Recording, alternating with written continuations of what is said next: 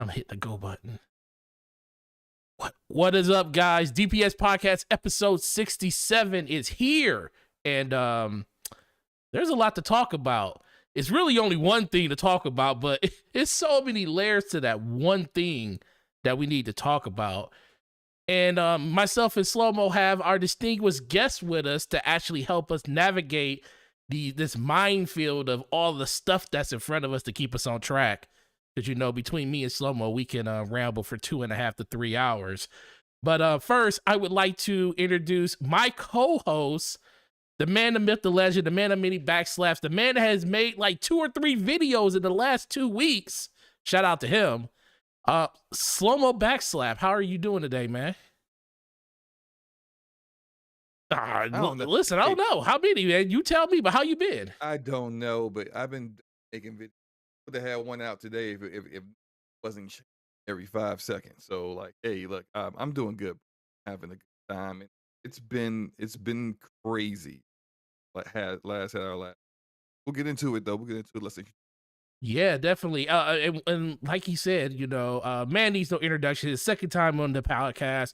Formerly a developer over at Ubisoft. You know, he was one of those people that literally made the game bearable for us when we did play him and stuff. So shout out to him for that. Agent Deli, how are you doing today, sir? Oh, I'm doing well. Thank you guys for having me back. My name is Agent Deli, guys. I was a developer for several years, and I was a lead level designer or senior level designer at Ubisoft for working on Watch Dogs Lead. I left Ubisoft in 20 out, and I have been working at another large Fortune 100 company, doing the same thing, just stuff, working on stuff. Yeah, definitely. Basically. Well, but you know, Deli has been yes. Nothing new for him. For the damage per second. We know Agent Deli. We all about and everything. We're glad to have you back, bro. So of course, right? Definitely. So shout out to some of the people in the chat. We got that guy Smitty here. We got Spider. We got Mitchy Dies a lot. Deli's always going to chill in the chat even when he's here with us. Speaking of which, Deli, shout out to Deli for doing 70 plus hours of podcasting, listening to me and Slow-Mo talk endlessly over the course of the last week, trying to get caught up to today's episode. So I salute you for that, sir. We got Jarrell Johnson in the shot. We got I don't want to pronounce it. Go ahead, Slow-Mo. I'm trying to keep up with my thing of not mispronouncing people's names. Well, Ola Origins? That's what I thought it was. And I didn't want to look. I was scared. So You didn't want to get canceled. I didn't want to get canceled. I'm scared. I knew that's what I was like, Nola Origins. I think that's what it says, but for some reason I'm gonna say something like Nula Origins or something. And I'm trying to avoid that dark, deep fate. We also got J-Mo Money up in the chat, Dark Society in the chat. Oh, yeah, Dark Society, what's up? Man, we got the squad here, man. But we truly appreciate you guys coming through. But it's so much stuff, and as you can see, so much stuff has happened over the course of like the last hour. I literally had to rewrite this topic. I don't see a topic. That I literally just said I had to redo the topic list for the last couple I was because they changed every freaking thing. So it will be up in like 2 seconds. But the first thing that I do want to ask you guys, because it's a lot of stuff. You can have one. I could. Yeah, I could. I could do. Literally, could be. Desire. I mean, I desire to have a topics list. Hey, Do we have a topic? We do have a topics list. I will tell you this. I'm starting. Hold on, go ahead, Deli. Deli, go ahead. I just wanted to ask, man. This is not my first language. Define desire and use it in a sentence for me. Oh yeah, Absolutely. Yes. I actually just desire, or just to mess with people, but desire. I'm gonna say spelling bee. Desire. I mean, can I say it like I'm a kid that's just like, you know, on the edge of people? Desire. A strong feeling of wanting to have something, wishing something happen. In a sentence, a desire to work in the dirt with your bare hand. But will you work in the bare hand? No guarantee. I desire for Call of Duty remain on play. Will it remain on play?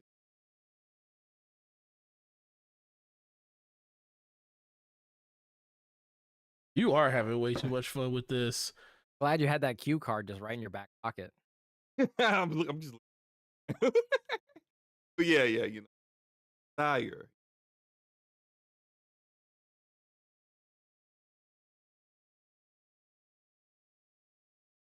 Hey, apparently we're having odd.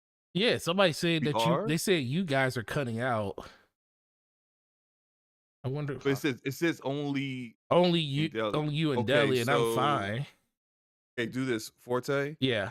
Leave the Discord And come- chat and then come right back in. That's a Discord. Okay, I'm about to say it. Yeah. Hold up. All right, let me leave it. Come back.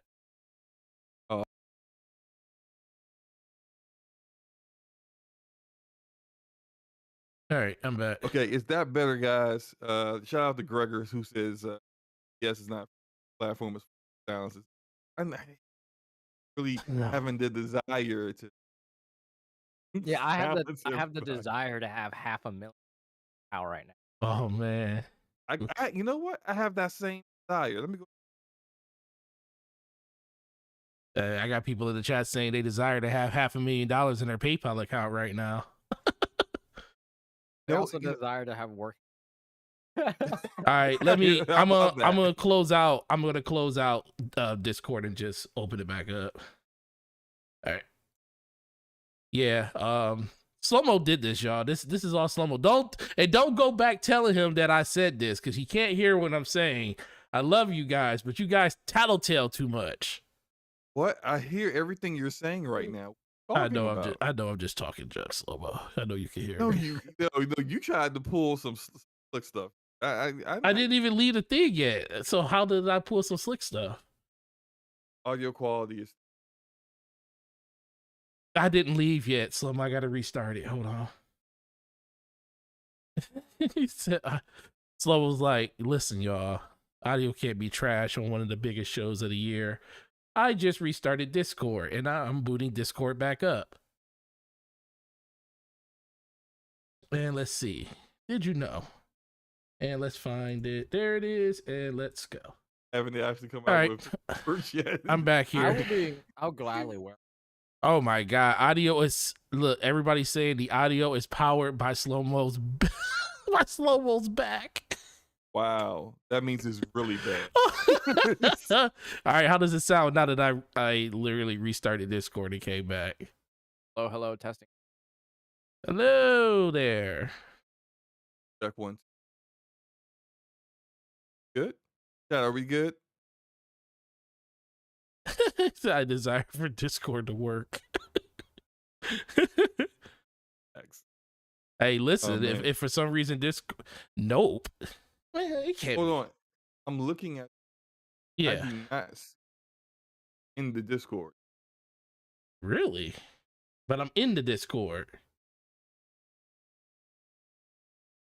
Literally, No, you're here. I'm literally. Why is this? Why is this? But I'm in the Discord. Hey. Don't say nothing to me. No, don't say that. It ain't got nothing to do with me. Can they even hear me now? Now they're saying there's no Bernard Forte. Miller says Forte and Slow-mo sound. And now I'm cutting out. Oh my!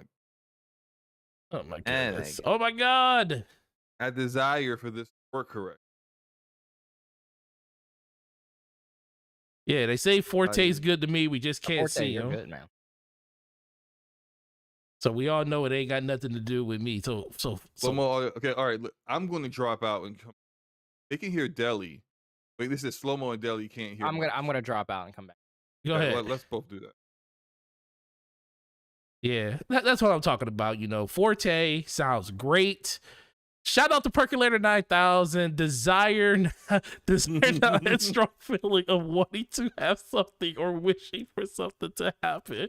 A desire to work in the He read the same definition that I did. With my parents. It's the same definition. Shout out to Perk, man. Shout out to Perk. What's up, Perk? Oh man. How? Oh, man. Okay, looks like everybody. Okay, Jay said, "Yep." Maybe the mic gate cause slow mo. Ooh, do you have Is a your mic gate? noise gate? Have a noise gate on the that's for us? I do, but it's not that low. Take it off. Take it off. No, just take the noise gate off and see. All right, I took it off. Hello. Testing. 1 2 1 2. Check 1 2. Chat, can you guys hear us now? Forte has removed the noise gate that's on Yep, his noise OBS gate source. is off. Hopefully that will fix things, and then I guess we could kind of just restart from the beginning. So that they said that worked. It's better. Ain't that something? It's the same freaking noise gate as before. This is what I don't put a noise gate on my like desktop audio source. For everything else, I only have a noise gate on my mic, just for like, because regardless of what's happening on desktop sources in Discord, people will hear my mic anyway. And plus, I always got like a lot of mouth noises and stuff going on. People say my It adds to the charm. I do. And the funny thing, it's been a noise gate on there for like the last month, and this is the first time ever. Yeah, it says you I'm didn't still change anything. No, I didn't change anything. So that's what's weird. You're also still not showing up in the like without you had to change something. I didn't change anything. Wait. Look, hold on. I'm just saying you had to change something. You know what? I don't know, because like you're still not showing up. I mean, we can hear you. That's really what's important. Yeah, you can just you can put up a crude drawing. All right, I'm in there now. It shows me in OBS now. I left and came back. Now, okay, there we go. Now he shows up. Great. Okay. All right. You know what? Once again, DPS Podcast episode 67. We're gonna just cut the whole. It's the charm of the show. If we don't have some type of, it's been a while since we had technical issues in our show, so we're just gonna roll with it. Yeah. I mean, look, we have the desire to give you guys a flawless show every single week, but it just doesn't turn out that way. I guess desires never actually equal into things happening the way you want them to. It's very important to know that DPS is filmed in front of a live studio audience. Facts. So this stuff is actually very important to the charm of the show. Facts. Yeah, absolutely. So DPS also stands for desires per second, and as of right now, we're pretty low on those, but we're gonna get them up. Yeah, we're gonna be north of 60 by the end of this. Oh yeah, definitely. So all right, so let's start from the beginning, because this is DPS. You guys want to know our takes and how all this stuff fanned out for us. Slow-mo, what were you doing? I'm gonna ask Deli, because I already know what you were doing, but the people don't know what you were doing. I'm gonna ask Deli, because the guest always has to go first. Guest first. Of course. So Deli, when you heard this for the first time on Tuesday morning, what were you doing? Well, I woke up to a bunch of missed calls and some text messages, and I thought to myself, like, I'm not popular. My phone is dry most days. So I hop on, and everybody's like, check Twitter, check your news, check your Microsoft stock, check this, check that. I was like, all right, fine. First thing I do, I hop on Twitter because there's like 13 notifications. First thing I see, Microsoft buys Activision for, a obscene amount of money. And I was like, this isn't real right now. So I brush my teeth, I wake up, and I hop on my computer just to read the same article that I clicked on my phone, but on my big monitor. And I was having a hard time believing it. I genuinely was. Okay. Slow-mo, what about you? Let's see. I was on my way to dropping my kids off at school, and I got the way I have my notifications for Twitter set up is that I have like these certain like people, like say like the Bellion. I have Daniel Ahmad, Z Huge. I have all these people who always drop news. Jason Schreier, whenever they tweet like onto like a main tweet, is normally some some huge news that no one heard before, that kind of stuff. So I have their notification bell on just so that I'm always seeing if I'm close to my phone what they're saying as quickly as possible.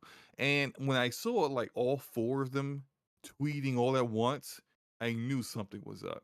So as soon as I stopped at a light, because Slow Mo does not look at his phone and use his phone while driving, especially not with his kids. I had the desire to not die. Um, um, I check the tweets and I see there's like a really weird looking tweet, and it's got like a lot of those like say finance and stock market account hashtags for companies, and it said Wall Street Journal, and I'm just like, why are these gaming sources talk about something from the Wall Street Journal? And it said Microsoft acquiring Activision Blizzard, and I said, not true. That's not true. I'm just like, I guess immediately it was like, that's not true. It's not true. But then I looked at it, and it was like, well, Daniel Ahmad just retweeted this. And then I looked at who actually sent it out, and it was a reporter for the Wall Street Journal. And I'm like, look, I when I had the time, I used to read the Wall Street Journal faithfully every day. They don't talk about stuff unless it's happening. It's either so at that point I was like, okay, more than likely this rumor, and it was still considered a rumor at the time, is real. Like they're really talking to Activision Blizzard, but that doesn't mean that something's going to happen here. And then I saw the very next tweet from Xbox itself, and it wasn't necessarily from Xbox itself, but someone had linked the Xbox blog that announced that they had done the acquisition for $70 billion. Well, technically $6.87 billion. And I'm just like, what the I'm saying wow, and I'm horns are beeping behind me because I haven't moved and the light's green and stuff, and I had to put my phone down, get my kids to school, tell them I love them and stuff, like get the heck out the car so I can like get back here and figure out what the heck's going on here. But yeah, that's what I was doing. Yeah. When I found this news, I couldn't get home fast enough because like Twitter Spaces exploding, everything on Twitter was going crazy. People were losing their freaking minds. It was great. And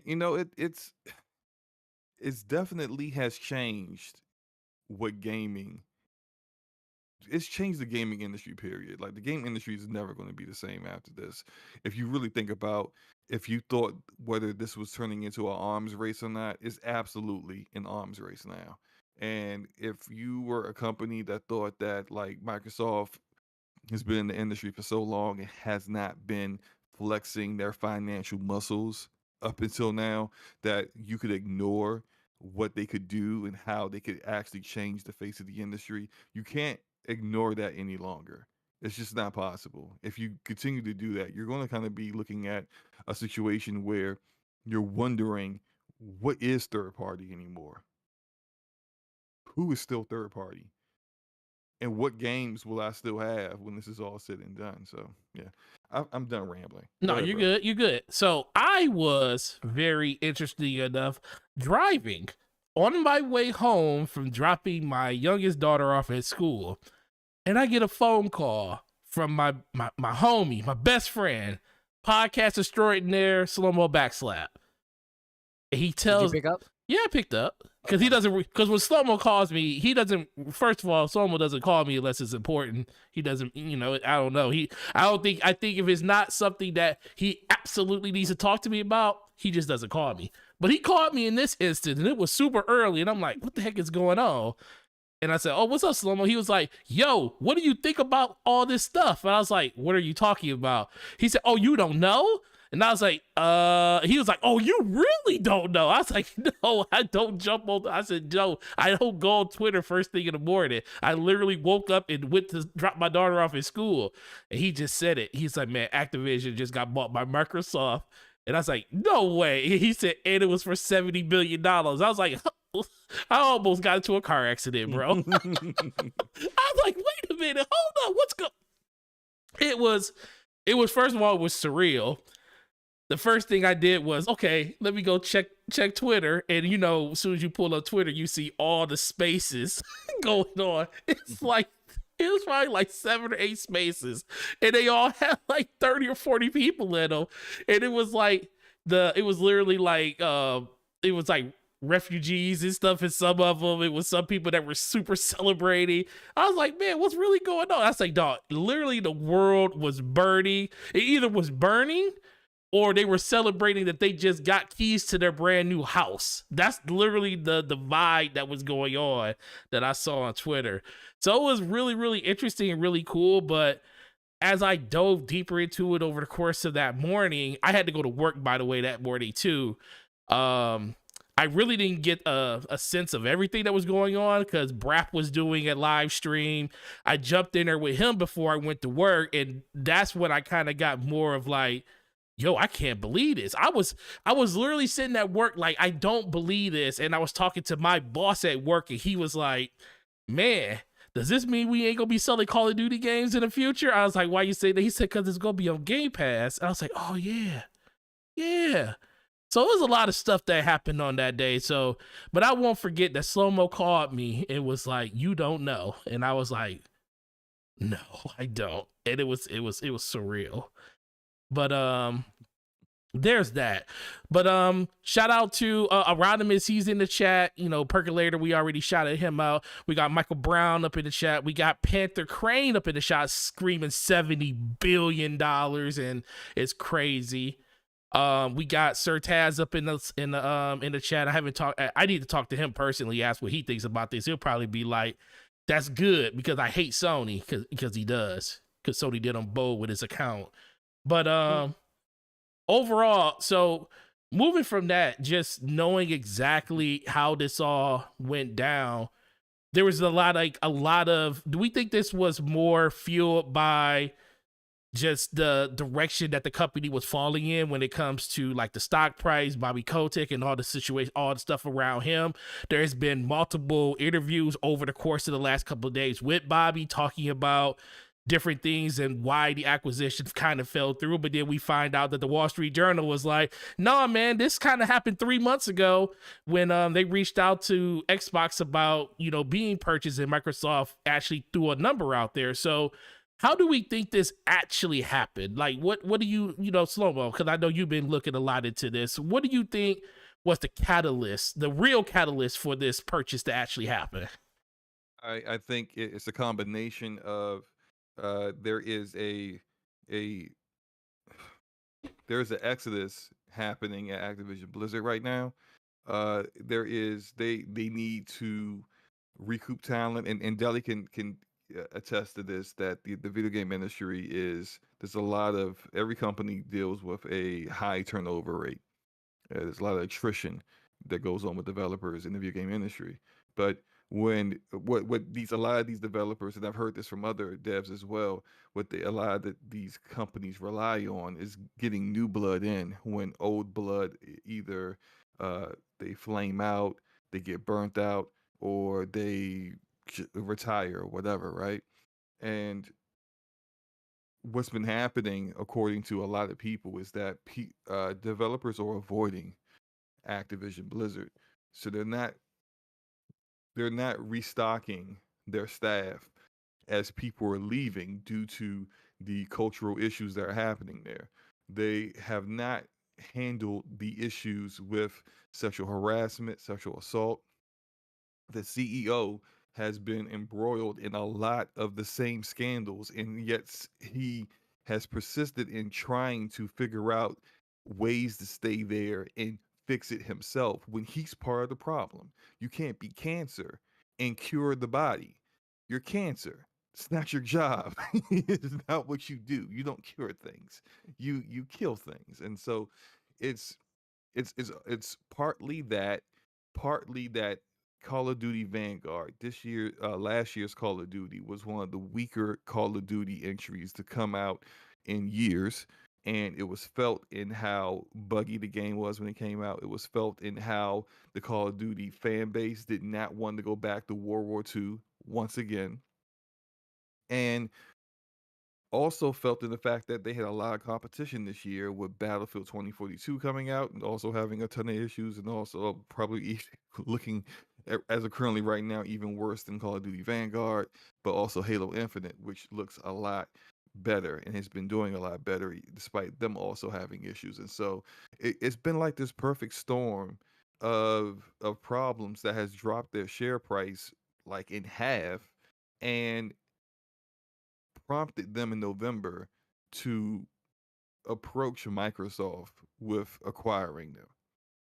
Not Microsoft approaching them and trying to convince them to be acquired, but the other way around.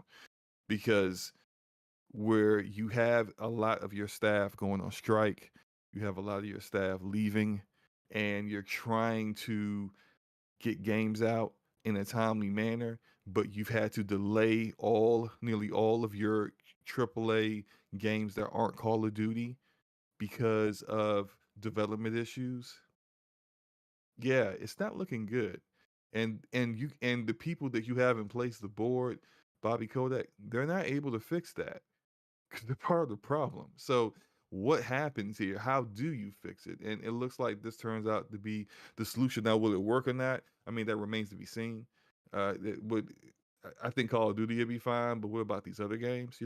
But that's how we ended up here, and they seem to have come to a agreement on a deal fairly quickly.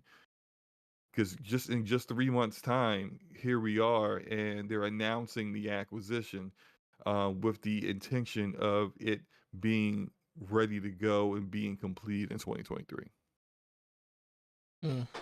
No, yeah, I agree with that. There's just been a lot of information, especially over the course of the last couple of days, pertaining to exactly what's going on with how this happened, and Bobby Kotick coming out talking about how it was, the stock didn't drop because of the news that Microsoft bought them or the acquisition and stuff like that.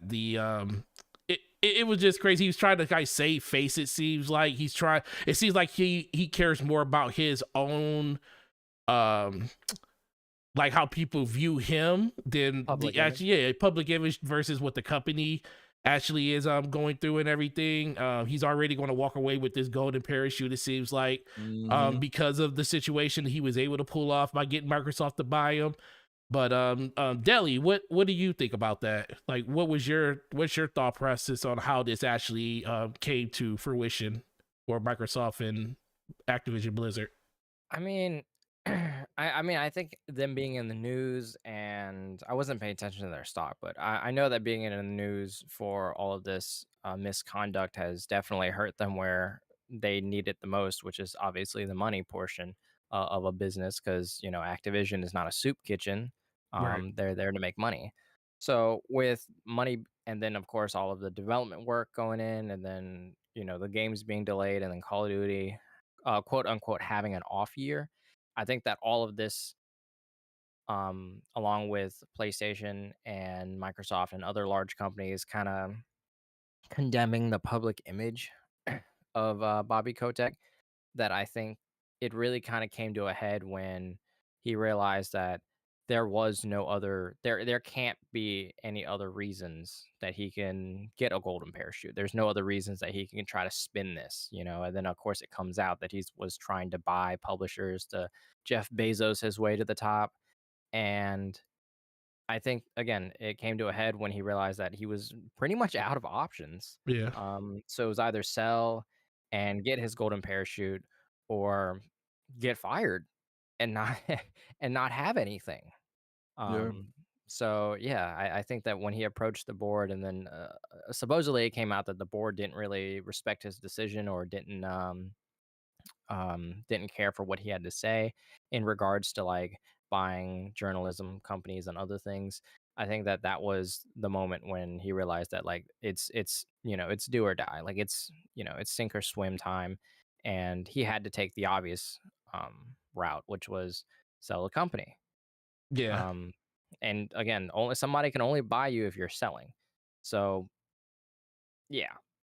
Yeah. Well, and that's the thing, because I truly don't believe that Activision was up for sale before the stock price dropped. I truly believe Yeah. Activision, the fact the Microsoft took advantage of a situation. Let's just be for real around that. Activision wouldn't have went out, or Bobby Kotick wouldn't have went out inquiring to Microsoft if they would be willing to purchase them if the stock price ain't dropped to the absolute ground. And you know, the one thing that these investors care about and these board members care about the most, yes, they care about the image of the company, but then when you look at it, do they really care about the image of the company as much as people think they do? No, they care about the money more than anything. And the fact that money was literally just disappearing in front of them. We talk about how Sony stock dropped, you know, what was it, 12%, which it catered to like $20 billion just because of the acquisition of Microsoft and what's the name?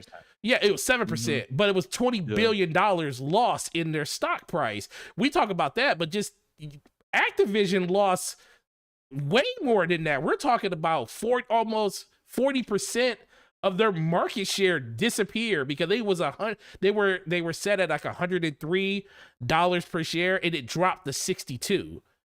And Microsoft came in and was like, yo, we'll buy you at an evaluation that's 45% higher than what your cap is, which puts them closer to like $93, $94 per share.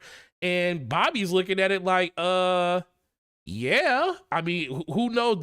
There's no promise that they can recoup that money that they lost. You know, the company is terribly viewed right now. People, as much as they love Call of Duty and stuff like that, they don't love it enough to the point where it's going to change overnight the security of what everybody thinks is going on with the company.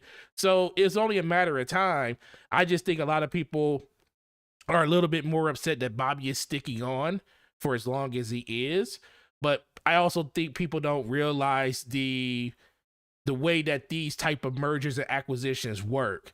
Things do not change in the middle of a merger and acquisition. There's a lot of different red tape that these companies have to go through for evaluation purposes just so they can be purchased. That's why you don't see studios being closed or a change in leadership or games being canceled when you see acquisitions like this, because all that stuff has to stay the status quo so they can know exactly what they're purchasing and stuff like that. So Bobby, once he signed on to say we're going to allow Microsoft to basically, you know, consume us into their culture through an acquisition, everything stays, you know, everything stays the same, and that works out in his favor. He gets a nice little check over the course of the next year and a half before this actually, you know, takes place.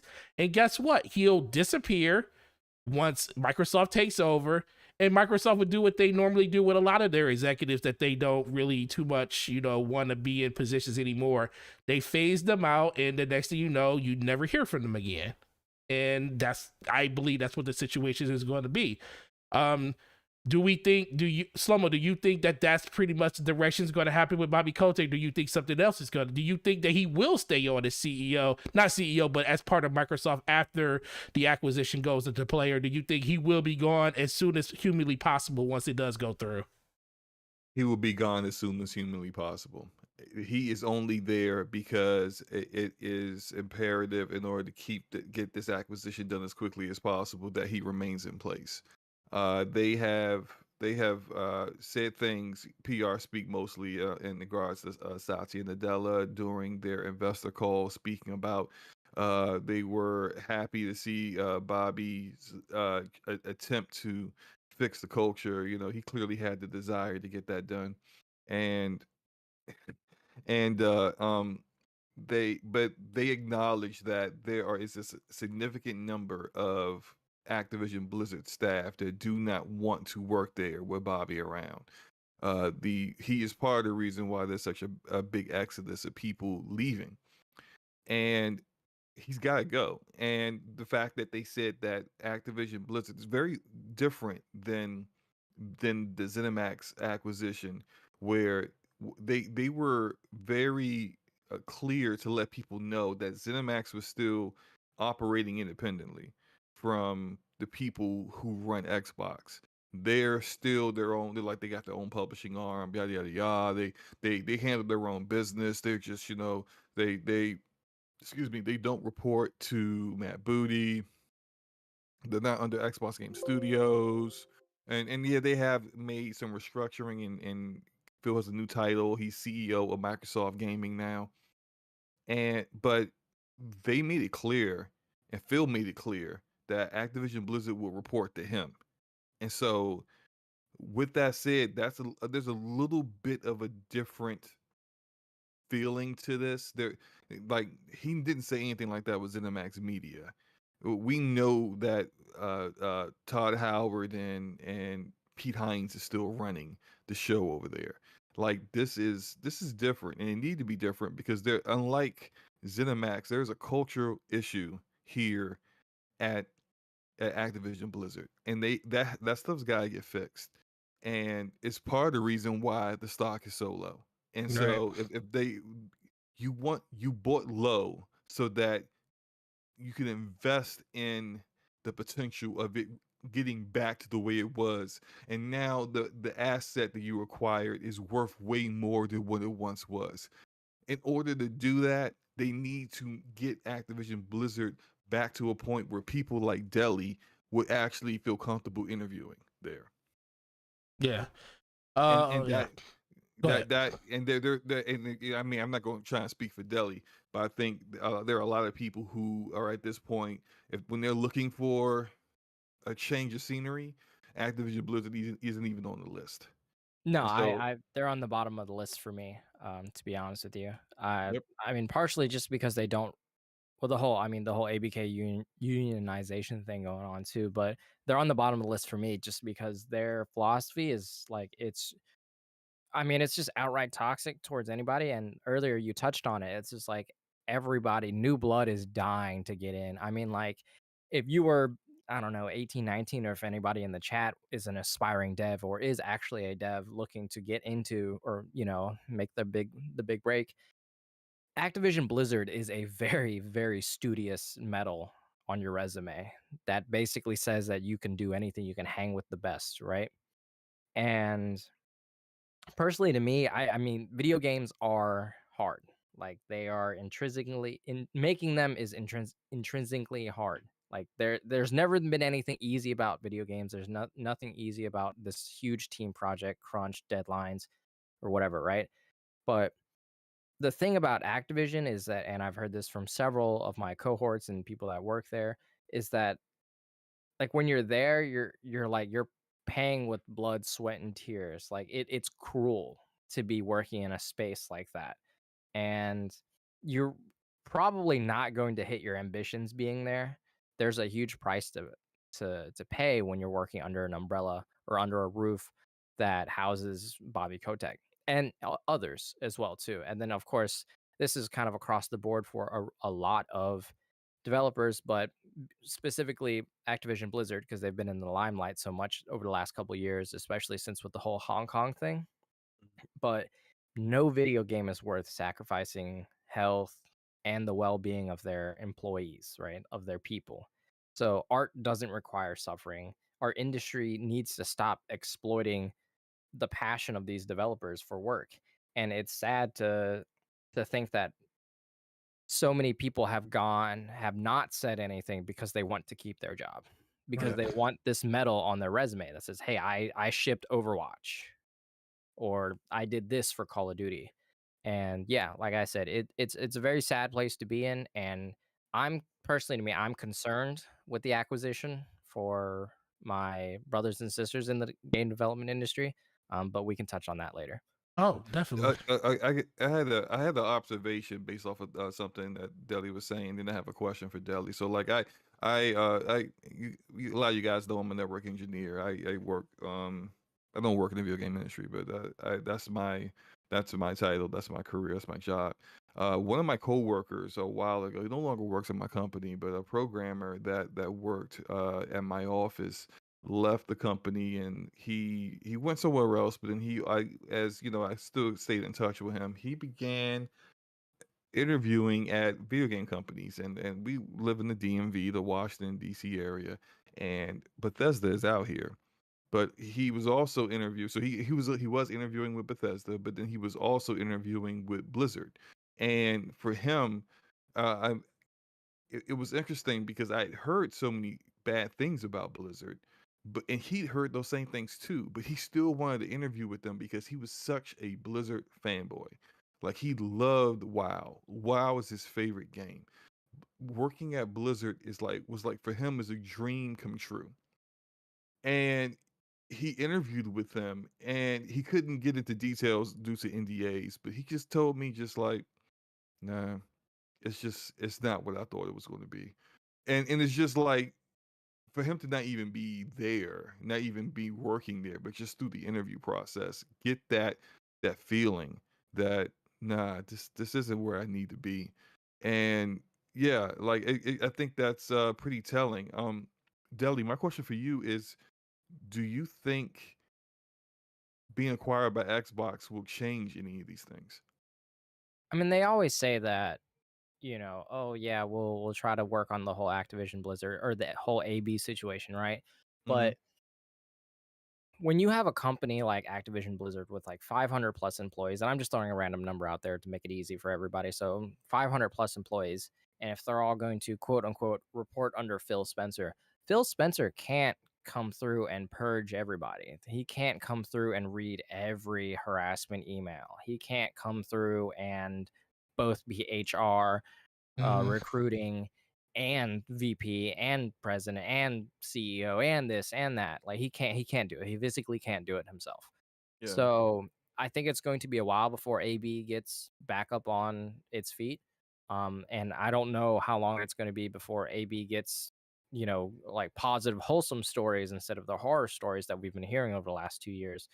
But I think over the next 18 months, because they haven't successfully been acquired yet, it's not going to get any better. And then when they, over the next course of 18 months or whenever the deal actually physically goes through, I think that there will be positive changes. But it's actually so funny, but because earlier I was playing games with a friend of mine that I care for dearly, and he had unironically told me that he would never be working with Microsoft ever again, because of some NDA stuff that he can't really talk about. But he said Right. that there's some stuff went on, and he's just not too happy with it. And basically, all I can surmise is that Microsoft itself is not too it's not the best to contract workers, to even their own developers themselves. So I don't think that being acquired by them, again, this is why I said earlier, like, why I was worried. Like, it's like trading a 93 Honda Civic for a 98. You're just going to get a newer model. The sexual, the harassment is just going to get a rebrand. Right. Whether or not it's going to get physically better, it's such a complex issue from the top to the bottom at all levels of management, at all levels of employee base. It's actually physically impossible to go through and purge every single employee. Like, one day Forte could say something that slips up, or one day Mo Right. can come in and witness something that's screwed up. You can't purge every employee that makes a bad decision, or you can't purge every employee that has been flying under the radar because the employee above them is taking care of them.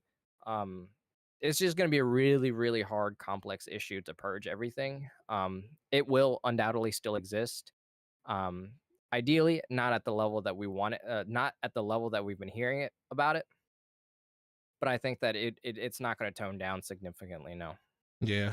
So you could say that that Phil Spencer, Microsoft Gaming, everything about Microsoft has the desire to fix Activision Blizzard, but will they fix Activision Blizzard? I guess that remains. Because you defined it and used it in a sentence earlier, now I'm very familiar with the word. Yes, I think Phil Spencer has a strong desire to keep Activision Blizzard from the depths of hell. Yeah. Whether or not moving up a couple circles is better, is I don't know. It's up to y'all, really, or I guess it's up to the employees. Yeah. They were at the 9th circle. They at the 7th now. They at the 7th circle now. Is that an improvement? You may be like 3 degrees warmer. I mean, cooler than you were before. But I mean, baby steps. Are you still burning? You're probably still burning. Forte, did you get the super chats from Yobi? Nope. I was waiting for y'all to go through those things. So, shout out to the homeboy Dragonheart Yobi. with the $5 super chat. Peace, love, and life, gents. Let's go. And we also got him with another super chat. Thanks again for another $5 super chat. I hope Microsoft, when the deal is done, gets rid of Bobby and Fran Townsend as well. She was one of the people who was aware as well. And I mean, guilty by association, man. Like, that's the one thing when you sign up to be one of those higher top end executives in a company. Even if you like Deli, he makes a great point. You can't be the all-seeing eye of every little thing. Just like I always feel like when it comes to like sports, you got, you know, coaches that get blamed for a 53-man roster for knowing everywhere every last one of his players is always doing when they do something stupid. But you're going to get blamed for that just for the fact of just your position, and you should know everything that's going on with your team, and that doesn't change when you're the CEO. You know, you got to be very, very aware of what's going on inside of your company. At least have people that are willing to give you information that you trust to let you know what's going on with your company. So that's definitely a good point right there. And they're going to I think at the very least you have to be able to, when there are issues that arise, that you address them correctly and you don't try to hide from it. And I think that's what really failed Activision Blizzard. And like I feel everything that Deli is saying about, like, you know, like it's not like Microsoft is sunshine and rainbows. I mean, we remember the talks of the stuff that came out about Mixer, you know, and how screwed up Mixer was before they finally pulled the plug on it. But if you at least have the ability to not let HR be just another arm of the leadership, rooting out people with dissenting opinions and disagreeing with how they do things and getting rid of them, that would be a step up in itself. But who knows if that, like, you know, if it really turns out that way. I hope so, but we're gonna have to see. I'm trying, as of right now, I'm really trying to pull up like the stats for Call of Duty, because I know at some point we're gonna get into definitely gonna get into that itself. Shout out, I did a poll asking you guys what were you doing when you saw this news. 51% of the people said they were at work. The other 39% said they were sleeping. I wonder what was the first thing they did when they woke up with sleep in their eye. Another 9% said they were eating eating cereal. And nobody was in line at eating coffee. Nobody was in line at Starbucks. That's hard to believe, you know, or Tim Hortons or something like that. But yeah, man, thanks for everybody that participated in the poll. Shout out to the 56 people here. Appreciate you guys. Make sure you hit that like button, because you know you only get content like this on DPS, and it only comes around once a week. But truly appreciate everybody. But Slow-Mo, you did talk about Call of Duty, which we are going to get to. But Phil Spencer was on Twitter today. He's been on Twitter the last couple of days. He's been saying a lot of different things. He's been talking, you know, he had this very, very long post to the emails that got leaked. He had a really long post about just congratulating, bringing on Activision as part of the Xbox family. They named off all the IPs and stuff. He did an interview talking about how he definitely wants to bring a lot of the dormant franchises back into prominence when it comes to like the breadth of content they have all the way down on Activision Blizzard. But he also talked about the one thing he did with Bethesda when it was to honoring the contracts that Sony has in place, or just contracts they have in general with different publishers or different developers. I think and stuff. First, it may be. Sorry to interrupt you. No, go ahead. It may be more accurate for us to go through the timeline of statements, because especially today, because this morning, Sony came out with an official statement, and I'm going to find that their official statement basically said, and as soon as I can get it, he was the one where the Sony exec came out and basically. Oh, here we go. This is from a spokesperson of Sony, and they told this to the Wall Street Journal this morning. We expect that Microsoft will abide by contractual agreements and continue to ensure Activision games are multi-platform. Now, let's break that statement down. We expect is the first to expect is, of course, an expectation. Right. Based upon you could base this upon factual information, or you could base this upon just how you generally feel or how you feel you should be treated. But that nothing in expecting is a like a guaranteed fact, right? Mm-hmm. That Microsoft will abide by contractual agreements. Now, Microsoft has already said they will abide by contractual agreements, which is also what they've done when they acquired a previous publisher with ZeniMax Media. Yep. They said from the very start, we're going to abide by contractual agreements. And they did, and they have so far. The contractual agreements have been timed exclusivity for Deathloop and Ghostwire Tokyo, and that has definitely been done. And I mean, look, even when it came to Obsidian, having the Outer Worlds, which was almost finished development, being multi-platform, they continue to allow that. With Psychonauts 2 being a Kickstarter that was always promised to be on PlayStation, they also allowed that. We can say with some confidence that Microsoft abiding by contractual agreements is something that they absolutely will do. Now, the last part of the sentence is, I guess, is something that we can discuss Mm-hmm. and continue to ensure Activision games are multi-platform. Now, that's not just saying Call of Duty. No, That's that's saying the whole slate. Overwatch. That's saying Diablo. That's Call of Duty. That's Crash Bandicoot. That's everything. That's Activision games. That's all of it. Now, Deli, what do you think about that statement from Sony? I mean, I think that Sony is basically saying and posturing that, like, hey, you bought a company that had outreach in 190 countries, has a huge mobile platform, publishing platform, has several studios that work under you, and then of course satellite studios as well too. Do you really want to jeopardize this money machine? Mm-hmm. And I think that with that being said, it obviously is in posture to um, the rumors that everything is going to be exclusive to Xbox or on Game Pass. But the idea of let's say 20 billion is a good number. Let's use that one. It's like saying like, hey, do you want to lose $20 billion of profit because you pulled it from our platform? It's like, it's like the enemy of my enemy is my friend kind of deal. Like, yeah, Hmm. yeah, I understand exclusivity, like because obviously we do it too here at Sony, but do you really want to jeopardize this? Like, how much? It's like a big game of chicken. Like, how much do you think that people are going to gravitate towards your platform solely for this? And I don't know, maybe Sony could be playing, have a huge head in this moment, and maybe Xbox calls their bluff. Maybe Xbox goes, I think everybody will buy our system. And who knows? Like, it could backfire them, it could not. But I think that the whole respecting contractual agreements is like, once agreements are in place, once contracts are in place, you're going to have to ride them out, usually 3 or 5 years, right? So let's say the contract's about to be up in 2 years, right? 2024.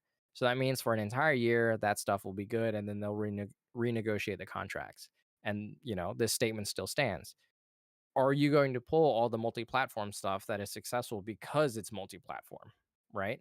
Like if you look at the user base for Overwatch, um, for Destiny, for all this X and Y, how many of it is on console and how many of it is on a console that y'all don't produce? Right. Mm. And Yeah. that's the game that they're trying to, I think that's the game that they're playing. Like what, you know what I mean? Like, yes, we Hmm. understand that you have a lot of pull and a lot of power right now, but are you going to do what y'all want to do? Because that might not sound great. Mm. Yeah, you make some really good points there, Deli. I wanted to shout out a super chat John H just did, and I think it's something I don't want to quite answer it quite yet because I feel like we're going to get into his assertion really soon. He says, and shout out to him for the $8 Canadian. He said, "What if Phil, who likes gaming for everyone, uses Call of Duty to tell the competition to knock off Pain to prevent games from coming on his platform?" Mm. That, John, may be a form of negotiations. And I think when we get to Phil's comment later on, we can really discuss whether that is a actual thing that may be happening. So, Forte, what is your thought on this? The statement from Sony. Uh, I mean, overall, I'm very direct, and when you say something like that publicly, you're basically trying to dictate to me exactly what you want me to do with something With my stuff. with my stuff. I'm like, okay, you're already starting this conversation off wrong with me. Now, the only thing that's saving them from like being completely annihilated in this situation is the fact that Microsoft does not officially own them yet. So a lot of this is just CEO and executives speak back and forth. So you think it's more of a bluff or posturing? Oh, absolutely. Yeah. We expect you Yeah. to keep it multi-plat. Yeah. Brother. Like with some He put some bass in his voice. What about this? What if that statement is born out of a conversation that they've had recently this week with Microsoft? Well, it all depends on, like you say, the timeline. This was the first thing that came out this week in articles and news. They were talking about, Sony, and it was the first time that Sony even responded to this. And for this to be their first response, I felt like, that's interesting. You're demanding something of somebody that doesn't belong to you, and that company is like 100 times bigger than you are. So how are you going to dictate to them anything when it comes to that? Second, I would have loved. I'm sorry to cut you off. No. I would have loved if like somebody from Microsoft, like. I wanted Aaron Greenberg to come out and say something. Yeah. So Aaron Greenberg would have been perfect. Yeah. If Aaron Greenberg would have came out and said, "I expect that Sony's going to put Spider-Man on our platform going forward," like I mean, why would you make that expectation? Right. You don't have any right to have that, anymore. Yeah. So it's just it just seems like it was born, like you said, posturing, but it was born from a standpoint of like the unknown, because let's be for real, this is unknown territory. This is this is the first time Sony has really been put on its heels, like really on their heels. Like, we thought Bethesda was like a huge thing, and to a lot of people it was, but the one thing I always gave Slomo credit for, he was like, y'all make it seem like Bethesda games so hundreds and hundreds of millions of copies. Those games are very, very much well loved by the community that they're in, but those are still niche games. Outside of like Elder Scrolls and stuff, it still doesn't sell like something like Call of Duty, whereas something like Call of Duty, we're talking about every year, it is the #1 sold game, and 90% of the time, the previous Call of Duty is right behind it. And then the next Call of Duty before that is in the top 10. And if you look at all of the revenue generators over the course of the last decade, most of them are Call of Duty games. More than half of the top 10 are Call of Duty games over the course of the last decade. So that's a whole nother level of just unknown when it comes to Sony, especially when it was the #1 sold game on your particular platform.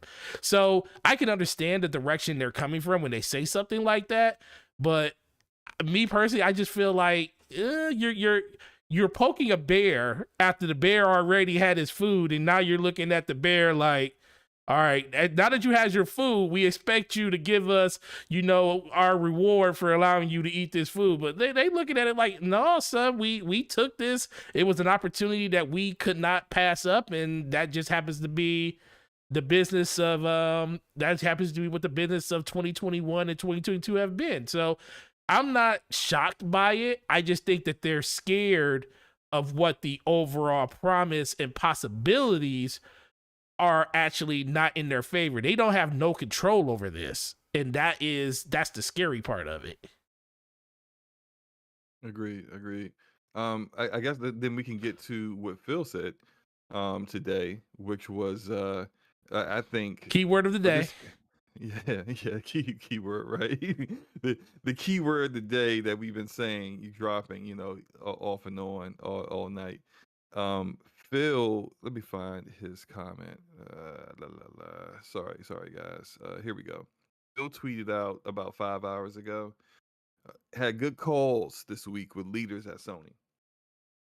I confirmed our intention, our intent to honor all existing agreements upon acquisition of Activision Blizzard and our desire to keep Call of Duty on PlayStation. You should get Sony, that tattooed on your forehead, by the way. I am, You should. absolutely. I don't think the wife would appreciate that, but Desire. that might have a few different results based on how people look at that. But no, Sony. Back to what Phil's tweet. He said Sony is an important part of our industry, and we value our relationship. Brothers, here I'm gonna have to say this looks to me like what John H insinuated in his super chat earlier. The shout out to him and thank you for that super chat once again. Mm-hmm. This sounds like they negotiating Yeah.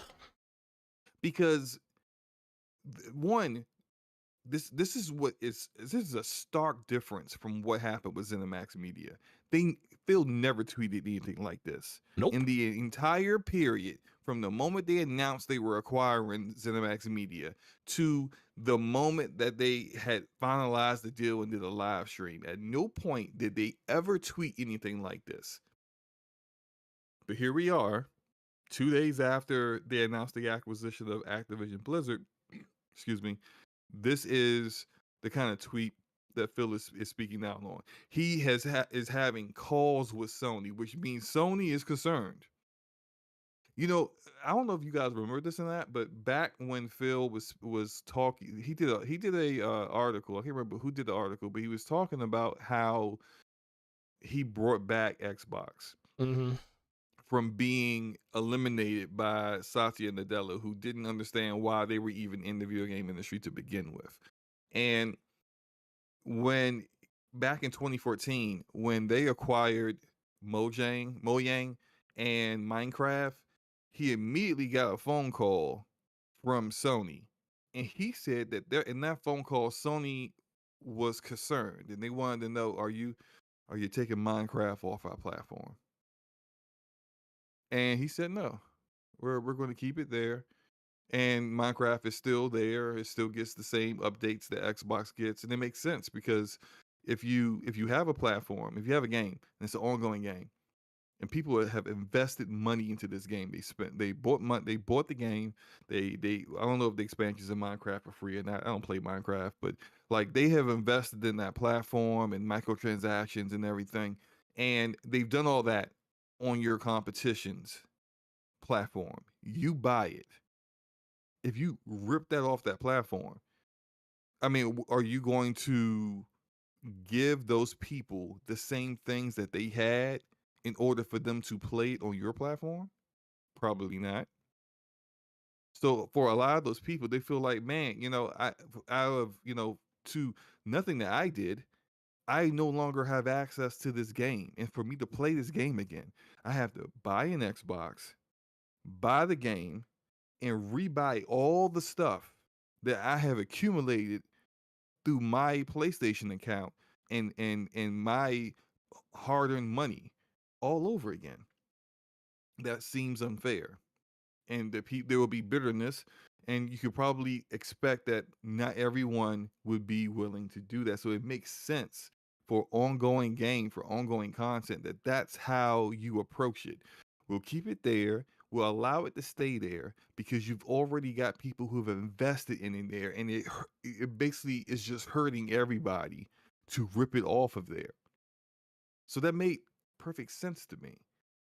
And here we are today, and Phil's saying he's been having calls with leadership at Sony because they are concerned. And justifiably so, when the number one game that sells on your platform on an annual basis, it has a chance to no longer be on your platform at some point in the future. yeah, I'm gonna be a bit concerned because I'm about to be losing some money, you know. So this is, I think it makes a lot of sense that they would be having these conversations, and now that you're in the position of power, because Sony can have all the expectations in the world they want.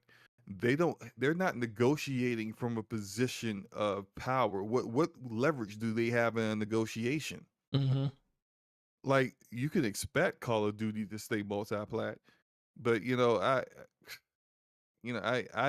I expect a lot. I expect my car to work when I drive it in the morning. You ain't expect dead battery. It's not a guarantee it's gonna work if the battery's dead, right? You can Right. have expectations. They're not guaranteed to actually come to realization. But when you are getting timed exclusives left and right, when you are taking IP that you don't specifically own, but you have contracts with enforcing things like Spider-Man off of Marvel's Avengers, which is a third-party game. When you're doing all these other things, you might be in a position to have to give up some of your leverage in order to make sure that you have Call of Duty. And if you Mm-hmm. renege on things that you said you will no longer do or stop doing or allow to happen, like, for example, Final Fantasy VII Remake still isn't on the Xbox, Mm-hmm. right? They can renege on taking Call of Duty away from you. So it's like now that's negotiations. And Phil's saying he has a desire, and that's why we keep bringing up desire, because desire is not necessarily a actual it's going to happen thing. Right. Desire, as we have talked about, now I'll go find the definition once again that has been super chatted as well as said, is a strong feeling of wanting to have something or wishing for something to happen. I have a strong desire to go to bed on time tonight, but am I going to do that? Probably not. I'm probably not. I just, knowing my history, it's probably not going to happen. So look, they're negotiating. That's Right. what they're doing. They're trying to figure it out. And now that you have some leverage over them, hey, maybe some things are going to change. Maybe Game Pass is going to be on PlayStation. Mm. Because Phil did say before, when he dropped the definitive word on ZeniMax Media, he said Bethesda games, whether it's in-house developed or published, will go wherever Game Pass is. That has been their focus. Game Pass is their platform. That's what they care about. If that's what you want to happen, hey, you want Call of Duty? Here's how you get Call of Duty. Now you think on that for the next 90, the next year and a half, and I mean, until they've done this it thing's before. They traded Final Fantasy 13 for BioShock years ago, really. Mm-hmm. a decade ago. Yeah. Mm. BioShock used to be an Xbox Xbox exclusive. exclusive, yeah. Yep. And then if you look it up, Final Fantasy 13 is on the Xbox. Yep. It's published years after, I think a year afterwards. Afterwards, yeah. And then BioShock came as a collection on PlayStation, On PlayStation. 3. But yeah, it happened. They definitely have had the power to trade games, trade IPs, renegotiate contracts, and other things. So we could possibly see something like Call of Duty stays multi-plat if, I don't know, something else comes to the Xbox platform, or the rumor of the week is that Game Pass goes to PlayStation. Yeah.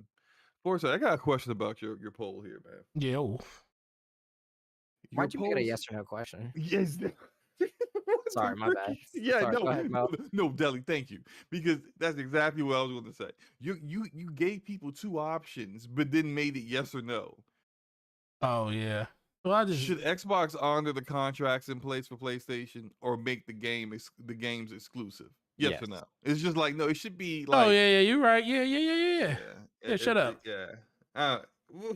Yeah. Shut up. You're always trying to call something out.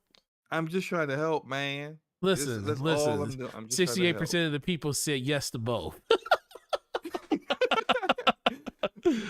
My desire is that all the polls are fully accurate and that everyone understands what the poll is trying to say. Now, will that happen? Clearly, hey man, the desire of everyone today is at an all-time heightened level. There's a lot of stuff that people desire out here, but no. So yeah, that's some really good takes right there. The biggest thing really comes back to it's all about the games and stuff, and I think that super chat that you talked about earlier really does kind of hint at the direction that they could be going in with this. Desire really means a lot of different things. Like when Phil Spencer says, "I desire, to have these games on that platform," he definitively said that we are going to honor contracts. He that was the one thing, and people just ran with the whole tweet saying, "Oh, this means that games are going to be on PlayStation." But he never said that. He just literally committed to the one thing that they always committed to, even with the ZeniMax deal, that we will honor, current, contracts that are already in place. We won't take that stuff away from PlayStation gamers. We won't take it away from anybody. But we desire to keep Call of Duty on the PlayStation platform. But in what form? Or is it in Game Pass form? Because, that like instantly, like you said, all of these games live where Game Pass lives. They live on PC on Game Pass. I mean, I think PC is the only place where, as of right now, you can still buy all of these games still on Steam and stuff for the most part. We don't know what the future of like games like Starfield and stuff are going to be. Are you going to be able to buy those on Steam? More than likely, you will be able to. They've already acknowledged it. Yeah, they've already given up trying to get PC gamers to only get their games through the Xbox app. They acknowledge the Xbox app sucks. They should have been acknowledged that. Better. And when they acknowledged that, they also started putting all their games on Steam, which worked out well for them because like Sea of Thieves charts on Steam all the time. Halo Infinite charted on Steam. Gears did well on Steam. They all tend to do, like Forza Horizon 5 did well on Steam. So did the Flight Simulator and stuff like that. So yeah, that I admit I am one of the people who, a PC gamer, bought Master Chief Collection on Steam, and this is after I attempted to make it work with the Xbox through the Microsoft Store for so long, but after having to uninstall it and reinstall it 3 times, I just said, you know what? Nah, I just give up, man. How much is that on Steam? $30? $30, right? And I just bought it. I haven't had a single issue with that game on Steam since, and it's just like that's why they continue to have that game on Steam. I know that was a little bit of a tangent. I do think though, something that people aren't really talking about, and it's kind of lost there, is that in Sony's statement they said that, and we touched on the implication of their statement. We expect Microsoft to ensure that all Activision games remain multi-platform. Right. They didn't say Call of Duty. They said all Activision games. But what was Phil's tweet about? Call of Duty. Call of Duty. No, what was being insinuated by people who people in games and media who spoke to Microsoft people behind the scenes about what their intentions are, that some games would be exclusive and some games wouldn't. That's a complete difference from what Sony expects to happen, because Sony expects all. That's not some. That's all games to remain multi-platform. And Microsoft's expectation is that some of this stuff going to be exclusive. Right. So when he's only talking about Call of Duty and his desire for Call of Duty to remain on PlayStation, but what's his desire for Overwatch? What's his desire for Diablo 4? Do you now have what's his desire for Crash Bandicoot? Is there's no desire to keep those on PlayStation? I would assume no. It's I would weird. It's weird assume not there's to no have. desire for It's that. weird to have those games not be on PlayStation though, because they were kind of born and raised on PlayStation between Crash and Spyro. Shout out to the homeboy Erodimus with the $5 super chat. If Game Pass goes to PlayStation, wouldn't that kill the entire Xbox player base because they would get a PlayStation for those games and Game Pass? Deli, what do you think about that? Yeah, I don't think Game Pass will come to PlayStation because it would cannibalize the market, right? You should not have this leverage and then give Sony an all-in-one box. So then Sony could say something along the lines of, it's like that marketing back in the day where the PlayStation 4 Pro came out and they said, um, or Sony marketed the most powerful console. And then the Xbox One X came out and said, no, we're currently, their marketing said currently the most powerful Xbox or the most powerful console. It's kind of like that. Don't give Sony an all in one. Don't give Sony a box that does everything, right? It not only plays movies to go with your, I don't know if you guys have a Sony TV, but it plays movies, right? Mhm. It has Netflix, so it can stream stuff. It has Spotify, Apple Music. It has all of the stuff. And now it has Game Pass. The only thing it can't do is browse the internet, Which is crazy, which is which is weird. crazy. It's crazy. It had a browser built. It's a lot of things with the PlayStation 5. It's kind Actually of crazy still there. now. People have said that The- it's still there. No, the but it's browser is just there. You just don't have Yeah, access it's still to there. it. You can't have You don't access have to it because right, of how right. it was abused on the PlayStation 3. Yep, So, Pornhub. Yeah, and the PlayStation, yeah, and the PlayStation 4. So Yeah. and that's a lot of the reason why Linux isn't on any of these systems either anymore. Right, right. Um, I forgot what I was about to say. Damn it. Uh-oh. It'll come back. It'll come back to me. Slow-mo, You know, I'm getting it'll come old. back to you, slow-mo. So, while you're thinking about that, I think Phil Spencer I think he's gonna listen. What Phil Spencer says today and what he says in 18 months or however long it's going to take for this acquisition to go through will be completely different things, because he did the same thing with the ZeniMax deal. He basically spoke around every little thing he could say. They threw out a couple of nuggets where they were talking about how if the game makes sense, it will be only on Xbox or just multiple platforms and stuff. But he also said way back then that, Game Pass is the catalyst for all of these games. That was something they kept saying consistently. They always committed to Game Pass being the way that these games will be played. And we already know Call of Duty will be one of those games. They 100% are telling everyone that no matter where these games are played at, you will always be able to play them in Game Pass. So right. That's a given. That's a given. Yeah, you know what if part of this negotiation, so forget Game Pass being on PlayStation, what if part of these negotiations is to ensure that some of these exclusives that PlayStation has are eliminated? Like you get exclusive maps, you're getting the beta before Xbox and PC. Mm-hmm.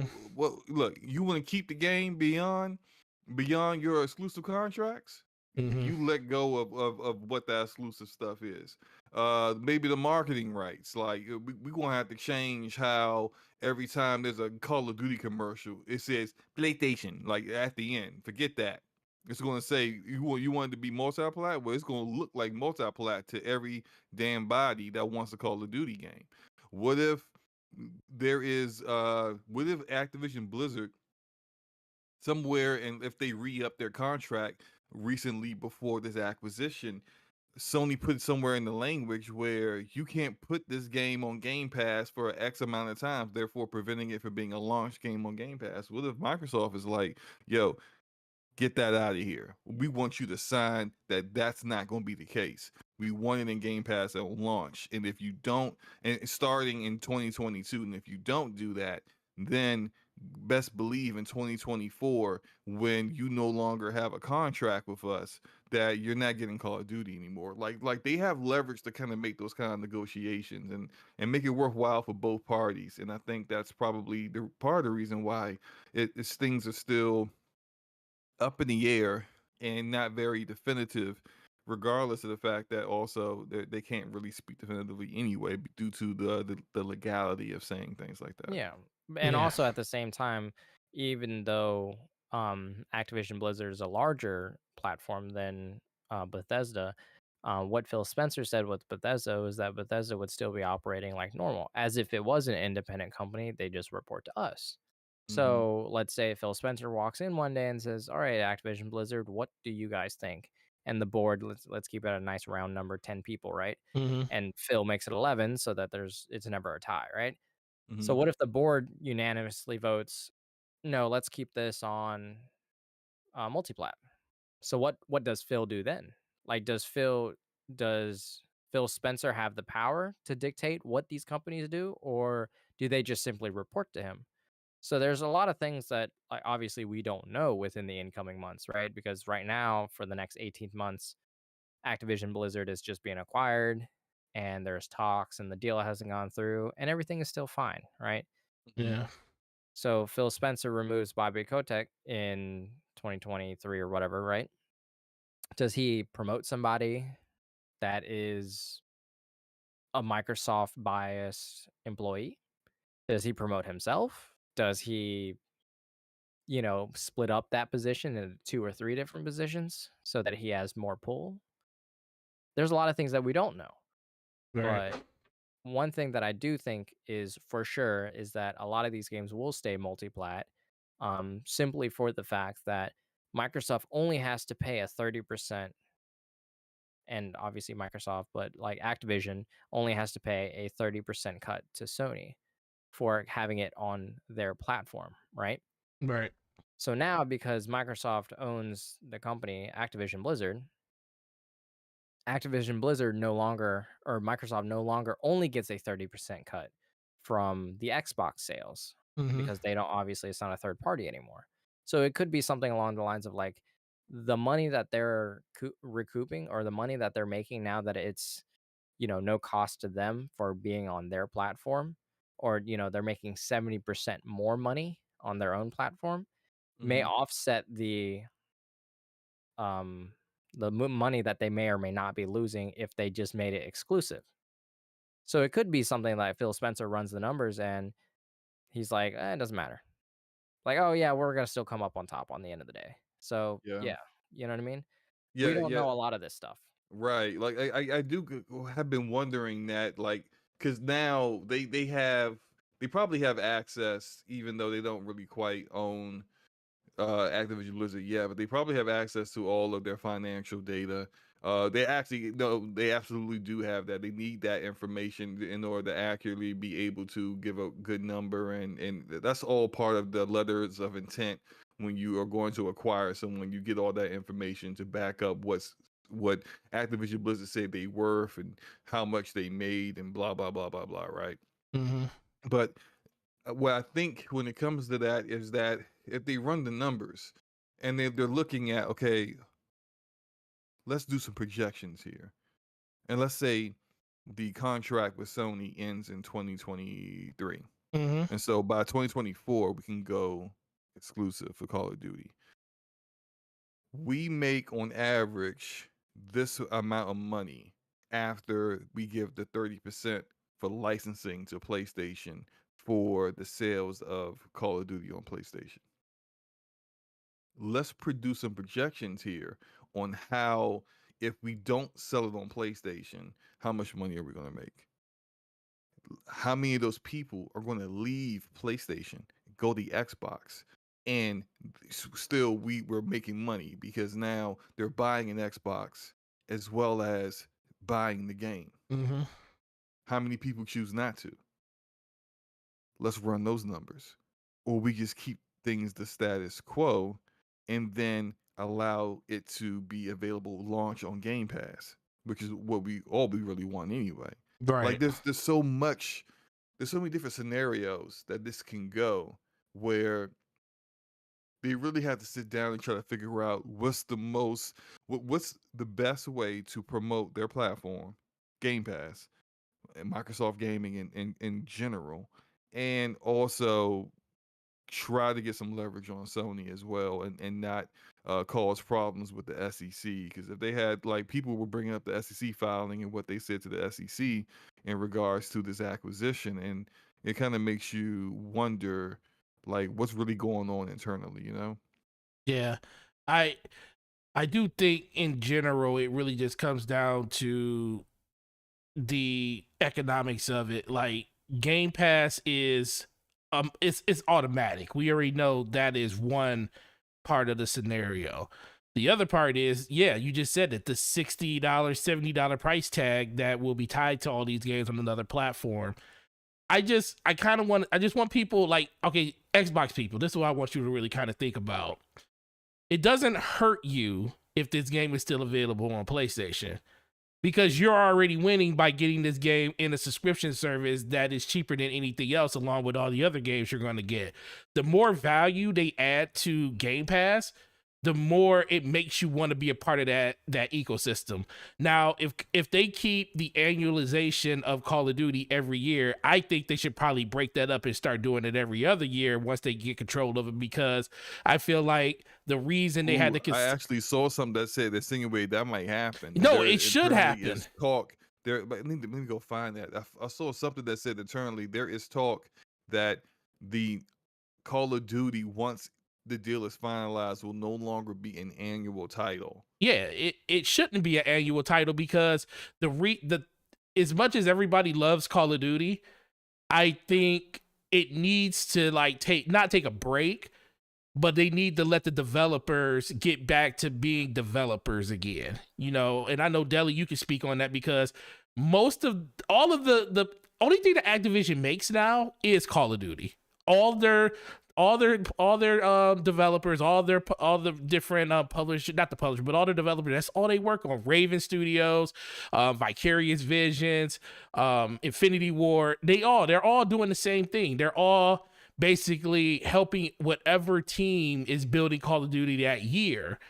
And I'll sit here and say that maybe this year's Call of Duty probably was impacted the most due to COVID more than anything, because I mean, outside of the stuff that's going on with the, you know, harassment cases and stuff like that, I think that has a lot to do with it too. You know, you're losing a lot of your good people and a lot of your higher senior leadership that either was implicated in this stuff or just walked away because they just didn't want to deal with it no more. I think that had a lot to do with it too. But I also think it was really, really hurt by, you know, everything going on in the world that we live in today. So I just want to see these studios get back to doing something that's not Call of Duty. Like, I remember Vicarious Visions, they literally built one of my favorite DLCs in Destiny when it came to Forsaken and stuff. They were the ones that built that DLC for Destiny. For Bungie. Bungie did a lot of stuff on the back end to like help them along the way, but a lot of the stuff was done by them. And losing that development house really, really hurt. I also think that they have a lot of satellite studios, like Deadly said earlier, that could really help Microsoft in other endeavors and other games that they're working, because it seems like that's the one thing that we really want Microsoft to have, is somebody just to help them get some of these games across the finish line, probably a little bit faster than they want to, because they did acquire a lot of these studios in the like literally on the 11th hour, and people are really, really impatient waiting for them to bring out these games. And we know how long it takes for games to be made, especially in the climate we're sitting in now. But Call of Duty doesn't need to be every year. You know, Warzone could be the thing that, you know, exists from year to year. They could update that with new maps every few months, every 6 months or so, like that, just to keep that fresh. And then that main Call of Duty can, you know, be on a 2-year dev cycle. You know, every 2 years a new one comes out, and then that would give these other developers a chance to breathe. Deli, what do you think about that prospect with them, you know, changing from a yearly format? And do you think that will be something that would make the game thrive again more? Real quick, it's a Bloomberg report that says that. Yeah. Gitcha Schrader tweeted that out, the report out 4 hours ago. And in his tweet, I guess he summarized it. He said, inside Activision Blizzard this week, lots of cautious optimism about the merger and Kotick being gone, excitement for more creative freedom under Xbox, fear of layoffs, and then it said, which it makes sense because like every year, the Activision had been laying off like hundreds and Hundreds hundreds of of people. employees, and then turning around and talk about record profits. Anyway, fear of layoffs, and then the last part said Call of Duty could ditch the yearly release schedule. So yeah, Yeah. I put that in the chat there and tagged you guys inside of our Discord. So you see Okay. it, just so you see it. So Deli, you being a person that works in the development field, what do you think about that? I think it would be absolutely fantastic to move off of the yearly cycle. Because let's say, hypothetically, let's say Sony buys Square Enix, right? Mm-hmm. Crystal Dynamics is, helping on blah, blah, blah. And let's say Sony plays the petty game and says, Crystal Dynamics, no, you're good. You don't do that anymore. You don't work on Perfect Dark. You don't help. So now Xbox has a bunch of satellite studios to help do other things. And now we can have a full-fledged Call of Duty game that comes out with the quality of the content and everything that, we would ideally as a consumer would win when it comes to a full release instead of like a half release or a non-single player or a gimped multiplayer or this or that, right? Or free-to-play model X and Y. I think it would be perfect because allowing game developers more time to develop is crucial. If you ask any developer or any indie dev or any large AAA developer, and especially in my case, I speak for the majority of these guys, everybody would want more time on their game because at the end of the day, we can all see it's art. We can all see stuff that we can nitpick at and we want to make better, right? If we take 6 years on a Call of Duty game, I bet you we probably would to make it the best Call of Duty game that's ever come out. Or the second best, or this or that, or the comeback of Call of Duty, right? Right. Because at the end of the day, the allure of Call of Duty is that it's annual. And then when the next game comes out, well, now we have Warzone. How are you guys supporting this? Now you got several different products. Yeah, and in 1 year, you could potentially have 3 products out, right? You're going to have Cold War, Vanguard, and Warzone. And Warzone update hadn't come through yet. So now you're splitting your player base 3 separate ways. And the people who buy Vanguard maybe just want the stuff for Warzone and don't even play Vanguard. So now really your player base is actually just Warzone. So now you can spend more time Mhm. doing that, right? Mhm. The biggest thing is that if you look across the industry for every annual yearly release, every franchise has benefited from moving it off of a yearly release schedule. Mhm. The big, large AAA titles that we all know and love from Sony and from Xbox have moved to a 2-year or a 3-year development cycle, right? So look at Uncharted. Uncharted 2 came out 2011, critically acclaimed video game. And then Uncharted 3 comes out in 2011. 2-year development cycle, 3-year development cycle, or whatever it may be, right? Mhm. Last of Us the same way, 2013. Last of Us 2 comes out 2018, 2019, right? 5 or 6 years. Assassin's Creed moves from a yearly release to suddenly now it's 2 years or 3 years. All right. I mean, I think there was a hiatus for several years. I think there was a 3-year hiatus um like the generational jump, right? From PlayStation 4 to PlayStation 5 or whatever it Right. may be. Or, there was several years where they weren't making any. And we saw that when Odyssey came back out, we saw a large number of people talking about it. We saw a large number of people um, giving it acclaim. We saw a large number of people saying that this is the best. Like Assassin's Creed is back, and I think that Call of Duty, a franchise that is worn down, tired, broken, busted, whatever it may be, hadn't had the best critical reception over the last couple years, or even just this decade starting off. So yeah, the last 2 years could benefit from something from that, right? And again, this is coming from a developer standpoint where we want more time because in the AAA game development industry, we have to go through lots of hoops and we have to jump through all of them to make sure one thing can get changed. So let's say we want to add a gun to the game. Now we have to ask the guy above me. Now I have to ask the animators, hey, can you animate a Glock? Now we got to ask the texture artist, hey, can you texture different levels of detail for the Glock? One muddy, one snow, one wet, one this, one that.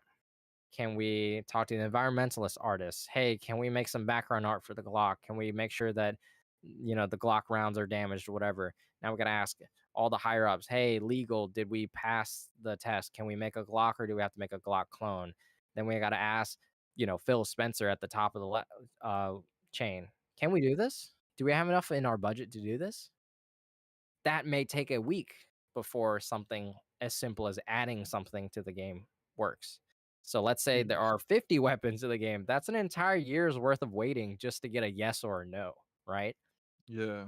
That may be another year that Call of Duty can spend updating their engine, getting better animators, hiring more people. I don't know. It could be a bunch of things, but I don't think that moving a yearly release to a semi a bi-yearly, a biannual, I think. I can't remember what the word is, Mm. but moving it to 2 or 3 year stage development yields only positives for Call of Duty, because Yeah. not Yeah. only does it let the game developers breathe, it also lets the consumer breathe.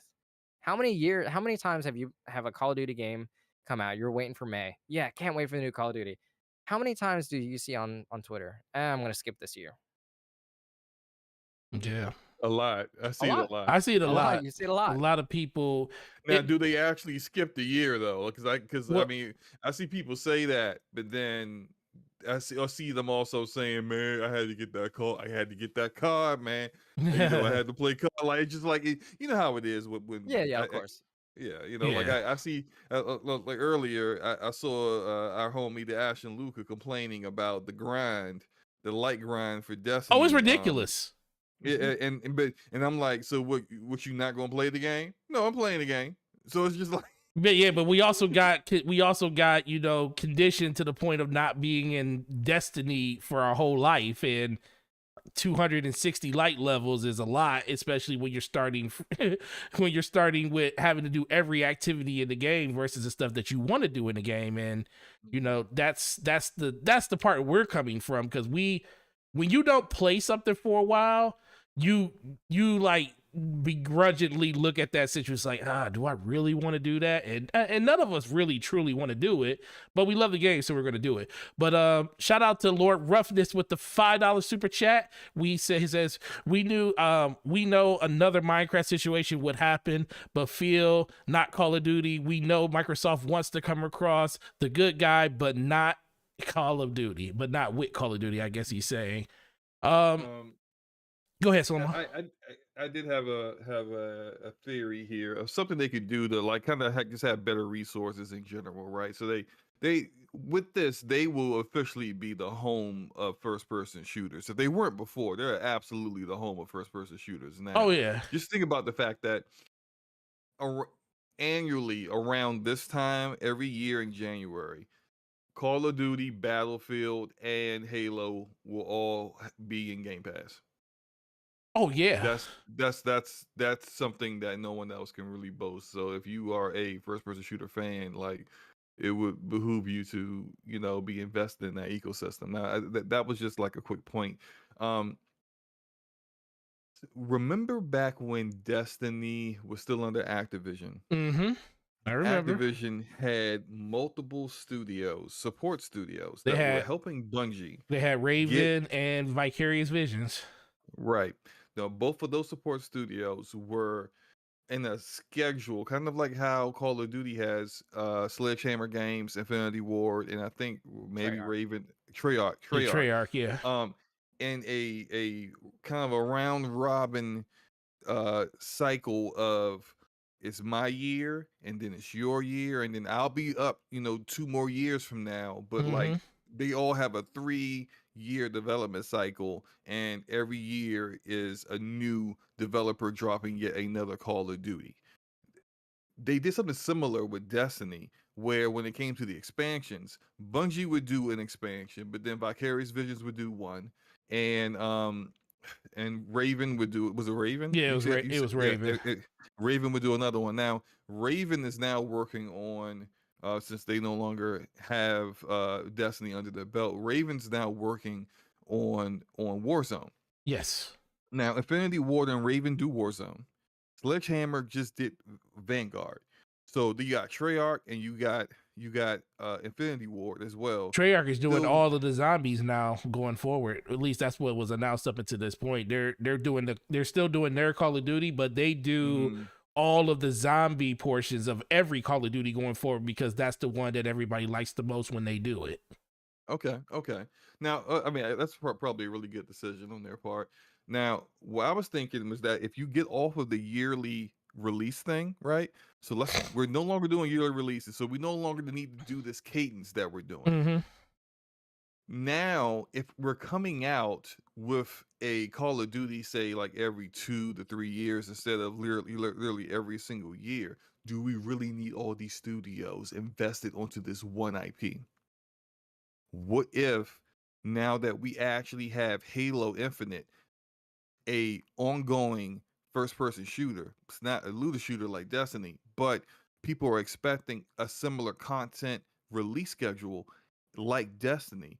What if we move these studios onto Halo to do what we did with Destiny, where each year a new expansion for Halo Infinite is being developed by Raven Software Right. or 343 proper or Vicarious Visions, however you choose to do it. But you can actually move some of those support studios, just like not necessarily have them strictly in Activision Blizzard, to kind of help in other areas.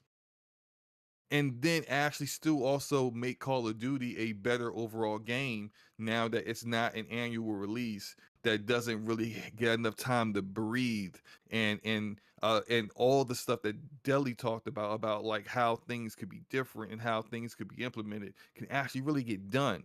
Like, but that I think that would be like more beneficial for them. And maybe that's something that like they will come to the realization to once the deal is finished. But I kind of hope that will end up being the case, because a concern for me with Halo Infinite is how in the world is 343 supposed to keep up with consistent content on an ongoing game when people have that play those kind of games, Warframe, The Division, Mm-hmm. Destiny, they get new content on an annual basis. And I'm not talking about new events and multiplayer, but Right. actual new Actual. PvP campaign content that continues the story forward. How does Microsoft, Xbox Game Studios do that? And I think this would be a way for them to get that done. Yeah, I agree with that. And it seems like a lot of people in the chat, and we got a lot of people in the chat basically saying, and the poll says 82% of the people says the mainline Call of Duty should not be annual. It should go Mm. to a off basis. And look, people love the game as much as people sit here and say, "Oh, I don't play Call of Duty." There's a lot of people that still love that game. It's the reason it charts so much every NPD when it comes out. But I do think even the hardest of hardcore fans would rather them take a yearly break or every other year or 2 year break to bring those games out, because like I said, Warzone isn't going anywhere. It's a consistent thing.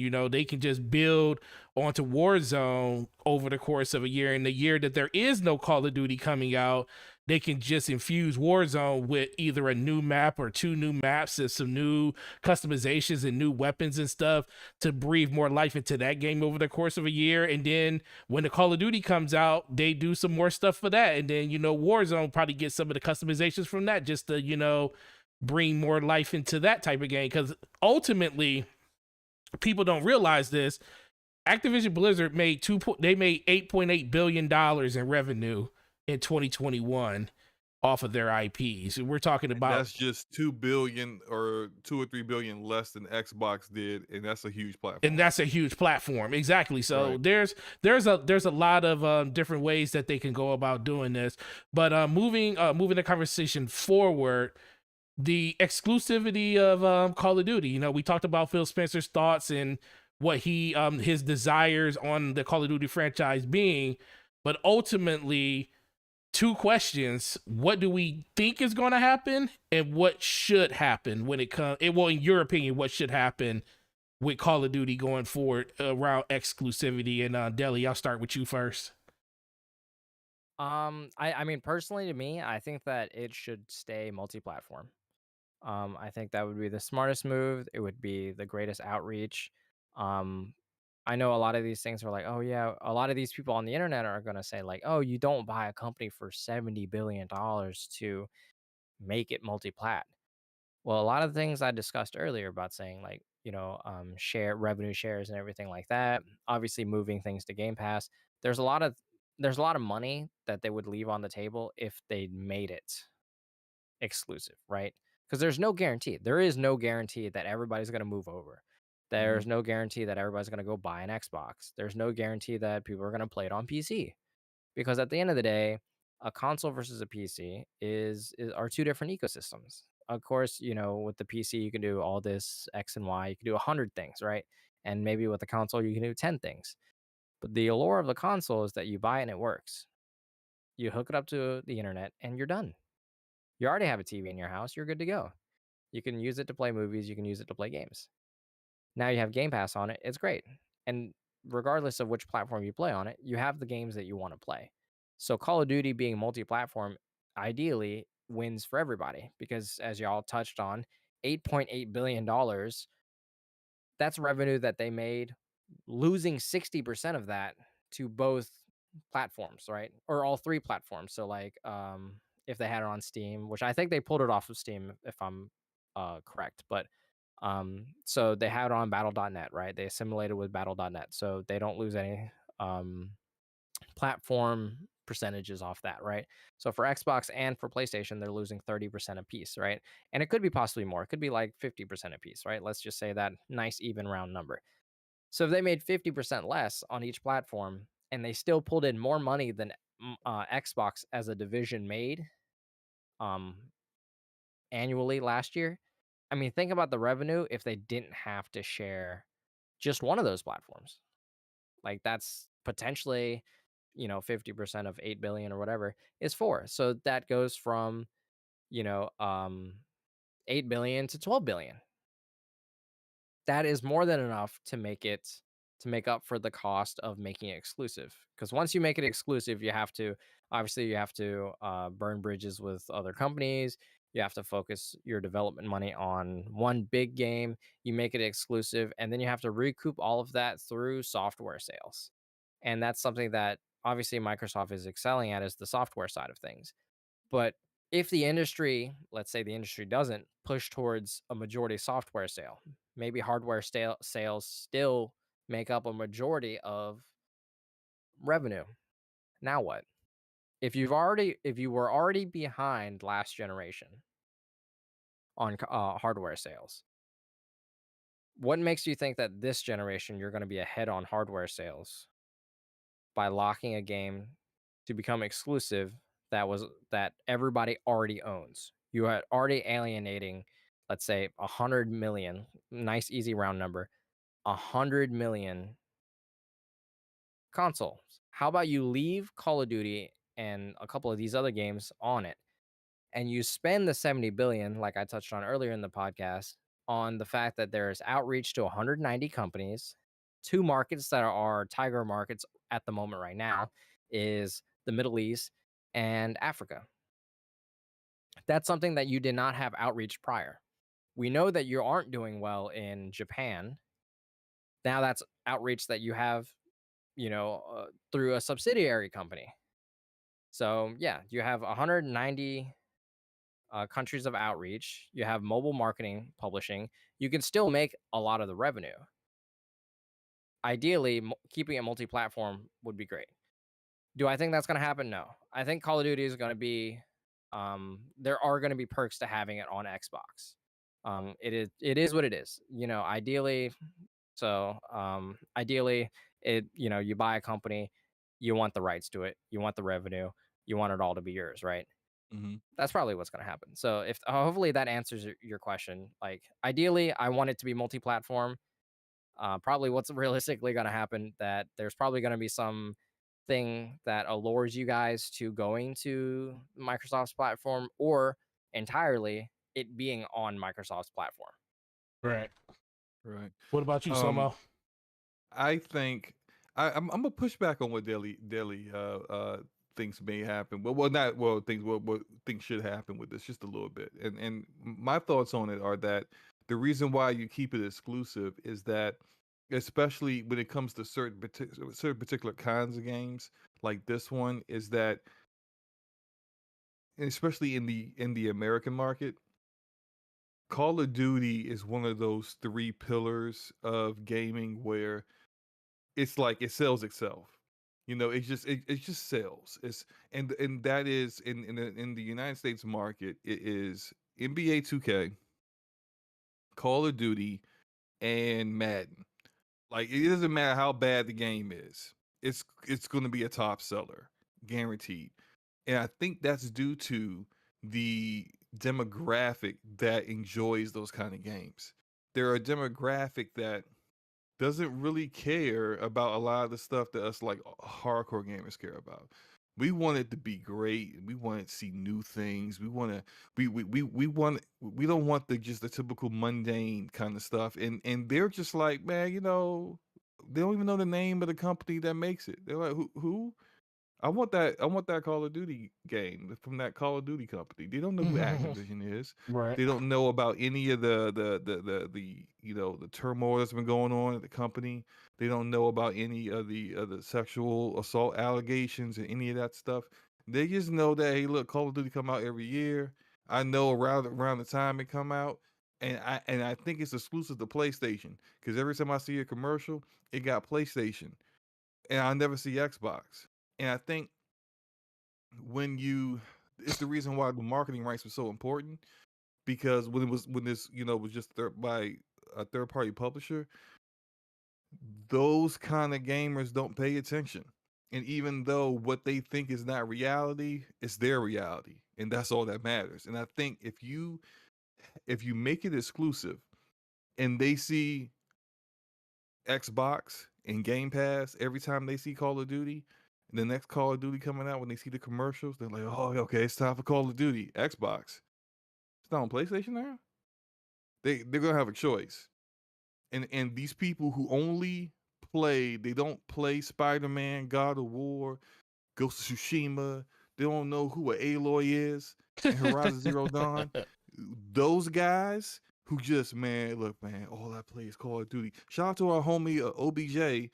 And on Twitter, I saw him today said, man, if Microsoft acquired Take Two and made NBA 2K exclusive to Xbox, I'm gonna say F them and I'm gonna be angry, but I'm gonna get me an Xbox.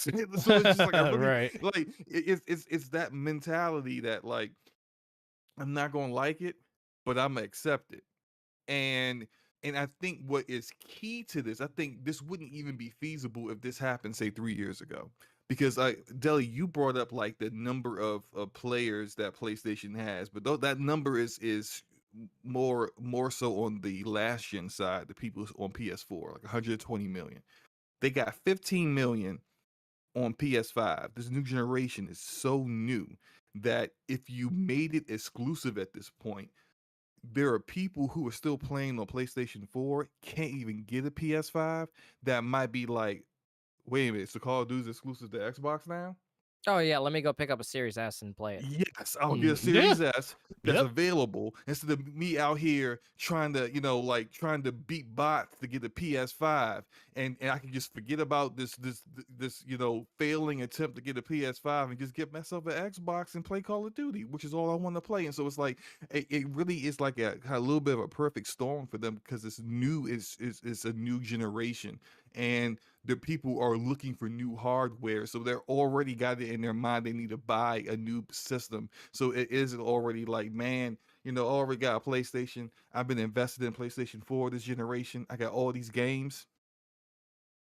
Every now and then I get a game that isn't Call of Duty, but I bought all these other Call of Duties. I spent all this money. Now it's on the Xbox. Now I got to spend $400 on the Xbox. I'm not trying to do that. Like Dude, that's when you end up losing people. But if they yeah. already need to buy new hardware, it was already in the cards for them. Yeah. Yeah, and of course we have people like Gaming Forte over here that work on the forefront of outbound vendor sales. How many times have you seen people come in and trade in their old stuff just so they can upgrade or get the new stuff? I mean, Recently. yeah, people are going to get what they get no matter how they're going to get it. If they buy a Series S now and then down the line, oh, sweet. You know, GameStop has a PlayStation 5. Let me go in on PlayStation 5, right? Mm-hmm. People are gonna do that, vice versa. Let's buy a PlayStation 5 now, then I'll get a Series X when I get a chance, right? There's a lot of ways that people are going to go about swapping hardware, to get the software that they Right. want. What about And go ahead. no, I was gonna say, what about just the marketing side of it? Once this all happens, Call of Duty can be put on the box of a Xbox during the holidays. So instead of going out and having to buy a Call of Duty, we know it's going to be inside the Game Pass, but for the people that want to have extra ownership and they want to feel like they own the game, how about they have bundles during the holiday season where that Call of Duty is available when you purchase a brand new Xbox? I think that would be a really good marketing push because they're trying to convert as many people over from, PlayStation. This is almost just like how PlayStation did when the PlayStation 4 generation started, and they were talking about how so many people did not play a lot of the games like Uncharted and stuff like that because a good 30 to 40% of the player base that they acquired that generation never had a PlayStation platform. So That's the same thing that we're kind of looking at here. A lot of these people, played on nothing but PlayStation 4s the last generation. They had no reason to go out and get an Xbox. So, and they're still holding on to their PlayStation 4s, waiting to get a PlayStation 5. But if Microsoft, let's say even next year, probably not this year, but let's say next year, they can, have the next Call of Duty, because I do think Call of Duty is going to stay annualized until this deal goes through. But let's say 2023's version of Call of Duty is coming. Microsoft does have the rights and everything at that point, so they can already grease the wheels and get the next Call of Duty, the marketing around that already up and going. And they say, hey, we're going to put Call of Duty in the box for every Xbox One S out there digitally. Or if you buy an X, we're going to do that too.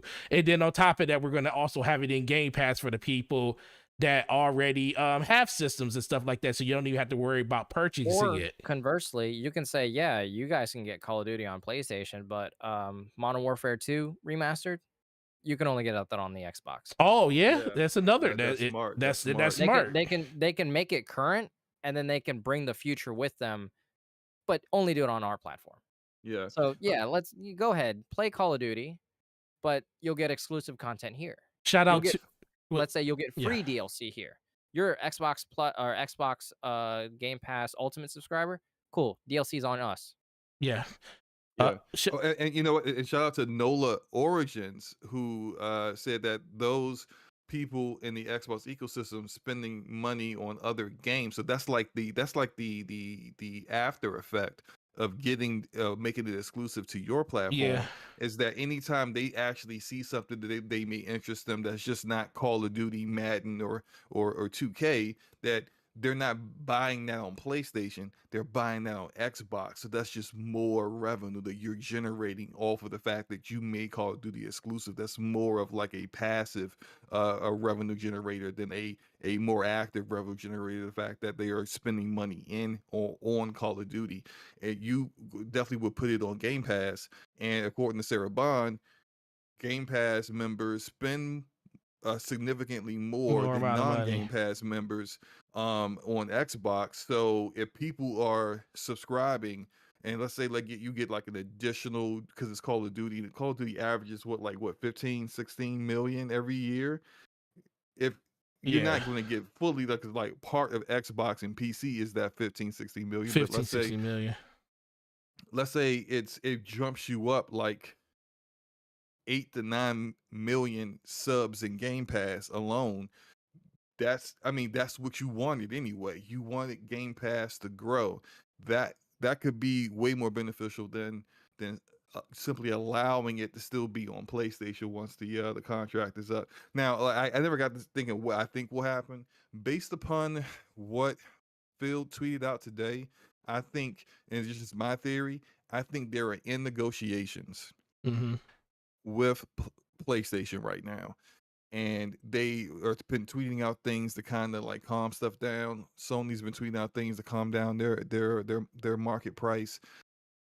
Phil's tweeting stuff out to kind of like calm investors down and whatnot. I think there will be some concessions back and forth on things that Sony has been doing to to compete against Xbox, and things that Xbox would like them to stop doing, so that they they could actually get some of these other third party games that keep getting money at it. And I think those kind of things, in addition to allowing Call of Duty, if it is excluded from Game Pass and whatever contract that Activision Blizzard made, to allow it on Game Pass. And I think those kind of things will end up becoming a eventual point where Call of Duty remains on PlayStation even after the contract. Yeah, shout out to the homeboy Lazy Couch Gamer. He says most interesting take I heard yet is all I see is existing and keep, no mention of future or bringing new. And he's talking about Call of Duty in general. They're not really talking about the future, and it's real easy for them to come out and really say if we're talking about existing or future. I just think it comes down to they really can't talk about things that aren't already released because they technically don't own the company yet. And that's something that they talked about in March when Bethesda came around, like how they were so relieved to be able to tell people, like, this is exactly what's going on, guys. We couldn't tell you before, but now that we are 100% in ownership of the publisher, we can tell you this is exactly what's going on. And I also see one from where Banhammer, he says, y'all forgetting about Destiny 2. Xbox is so saturated with shooters. I wouldn't be surprised if Sony tries to snag up Bungie. And you know what? We're going to talk about that in 1 second, because we're going to talk about what Sony should do as a response, or if they should respond at all. But in general, it really just comes down to this is a power move by Xbox, and they hold all the cards when it comes to this, if I was somebody that did not own a next gen console yet, and I was going to get one, and and Call of Duty was one of my mainline games, I wouldn't put it to chance. I would just get an Xbox at this point, because you already know the game's going to be on Xbox. You already know about the rewards of Xbox Game Pass, and if you don't know about it, trust me, the Xbox community will definitely let you know about it. And Xbox is going to talk about it a lot over the course of the next couple of years. So you don't have anything to worry about when it comes to where Call of Duty is going to be played at.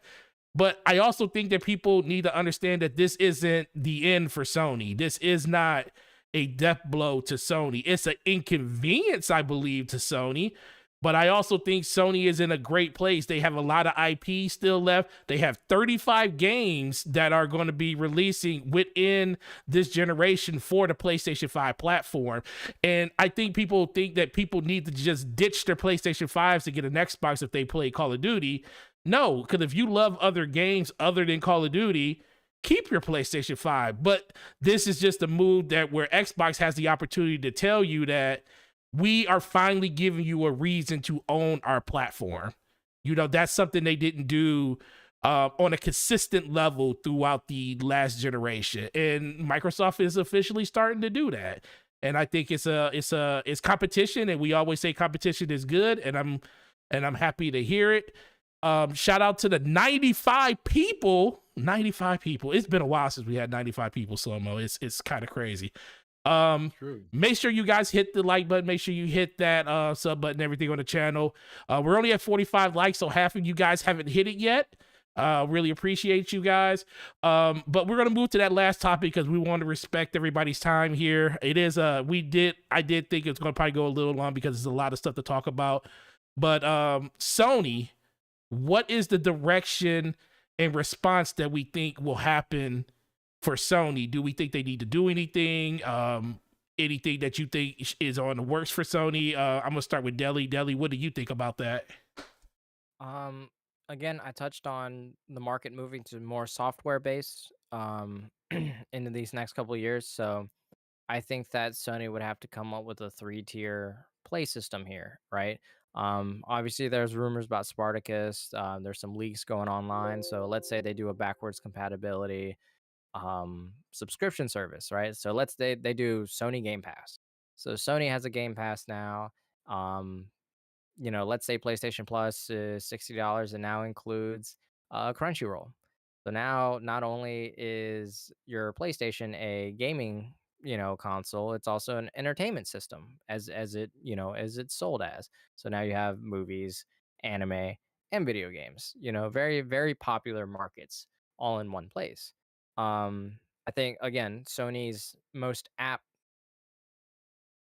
response would have to be to come up with a tier system that would give what's it called? Would give consumers that are more on the software side um benefit or ease of mind that a PlayStation 5 would serve everything that they need it to serve, right? Because right now if we're looking at just software centric sales, Game Pass is unbeatable. And you guys know my stance on Game Pass. I love Game Pass. I really Hmm. do. I think that um, more people should be able to play games at a cheaper price because I came from a household a decade ago that I only got one AAA game a year. So now, if mom or dad or whatever, or when I'm 16, I get a job, I'm able to buy my own Game Pass. I'm only paying $180 a year, and I get all the AAA games. So I think Game Pass is wonderful. And I think that PlayStation definitely needs to step up their game and come up with something that allows people who, haven't had played that. Because I think Mo talked about it last generation. A lot of people who went to PlayStation 4 hadn't came from Xbox. So now Sony's doing remasters of games that came out on the PlayStation 4 just so that they can catch people up. I think that having a Game Pass subscription service also helps because then you have a situation where people who, let's say, just come over, let's say a mom or a dad come in and say, hey, Forte, do you have an Xbox Series X? And they say no. But I do have PlayStation 5. It does everything that you need it to do. It just doesn't have this, this, and this.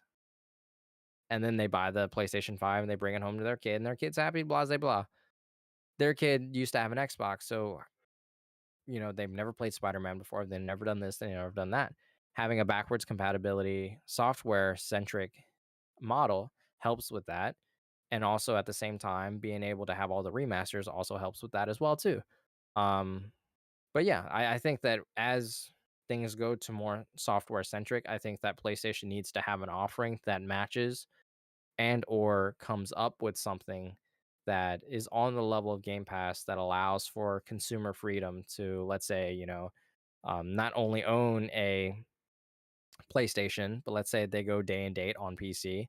So now you have Game Pass, now you have a PlayStation for whatever, all the exclusives or whatever, and then you have Game Pass, and then you have Sony Game Pass, and then you play it on PC or whatever, right? Hmm. Mm, Hey, we all win, right? The consumer wins at the end of the day. yeah, I agree. Sony, say Sony. Slow-mo, what do you think? I'll be Sony. I'll be Sony for Oh yeah, that. yeah, oh yeah. Well, you need to be Sony. Just What, for the you money. tell me? You Everybody tell me? knows. You tell me what Sony's gonna do. What? Can you? I desire you to pay my bills. Hey, right? Look, hey, I tried that with Microsoft. It didn't respond on my birthday, man. It doesn't work, man. It It's a doesn't scam, work.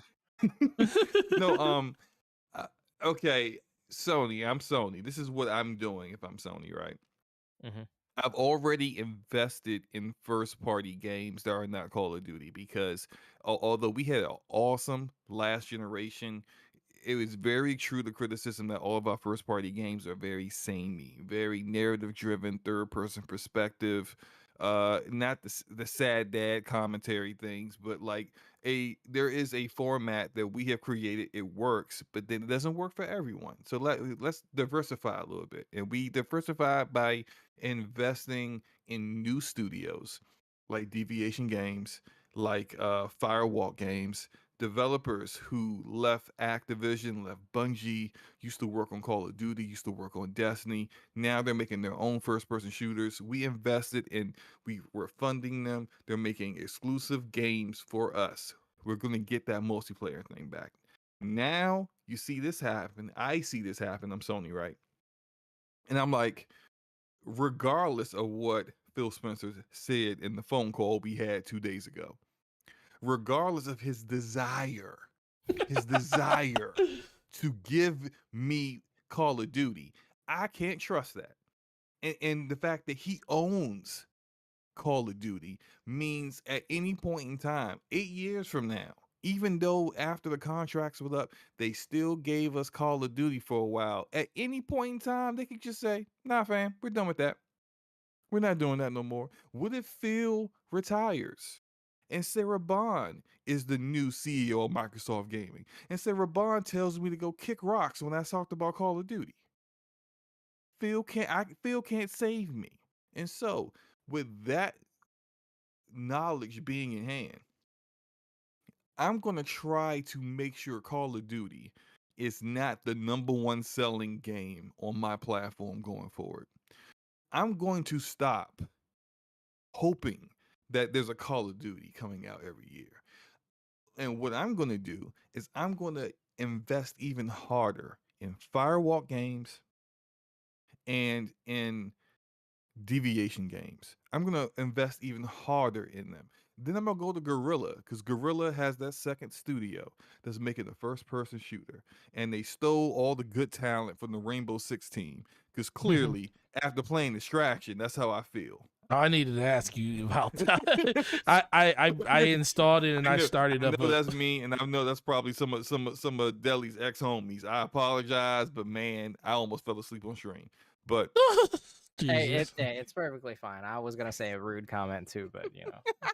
We'll talk about I said it for you. I said it for you. We'll talk about Rainbow Six after this because I did load it Yeah. up and I do want to play it. We'll talk about that after the show. Okay, you know, maybe we'll try it together. Maybe it's better with friends. I don't know. Anyway, the Guerrilla's second team is working on the first person shooter. It could be Killzone. I don't know. You know, I'm not in the end with them. You know, me being Sony, I just told them make me a first person shooter, and they making me a first person shooter. So now I'm gonna make sure that thing is gonna be a hit because I need them to get me off the Call of Duty wagon. And then the last thing I'm gonna do, I'm gonna go, I'm gonna roll the dice a little bit. I'm gonna go acquire 1047 games. Okay, that's weird. Because they're gonna come in cheap, but Splitgate punched well above his weight last year. The game was so hot that people waited 30 to 40 minutes in a queue to play it.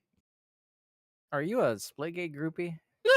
A little bit. That ain't changed. He's always been. You are. But I'm just gonna say. Look, it's very apparent, isn't it?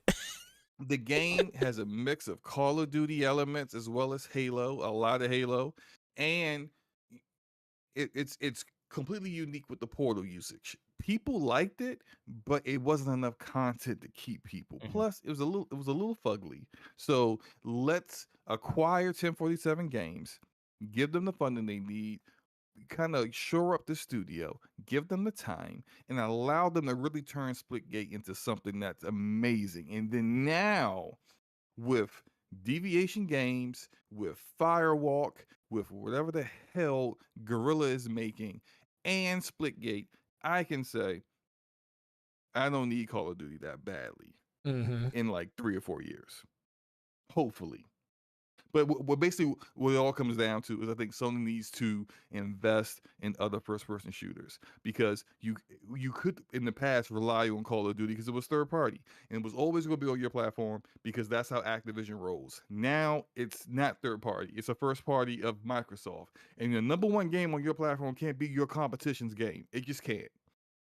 So you gotta figure a way to invest in other alternative games so that your massive player base can potentially catch fire with and leave Call of Duty alone. Okay. Well, I have a quick question. So let's say that Xbox gets the exclusivity to Call of Duty and its semi-annual X and Y, right?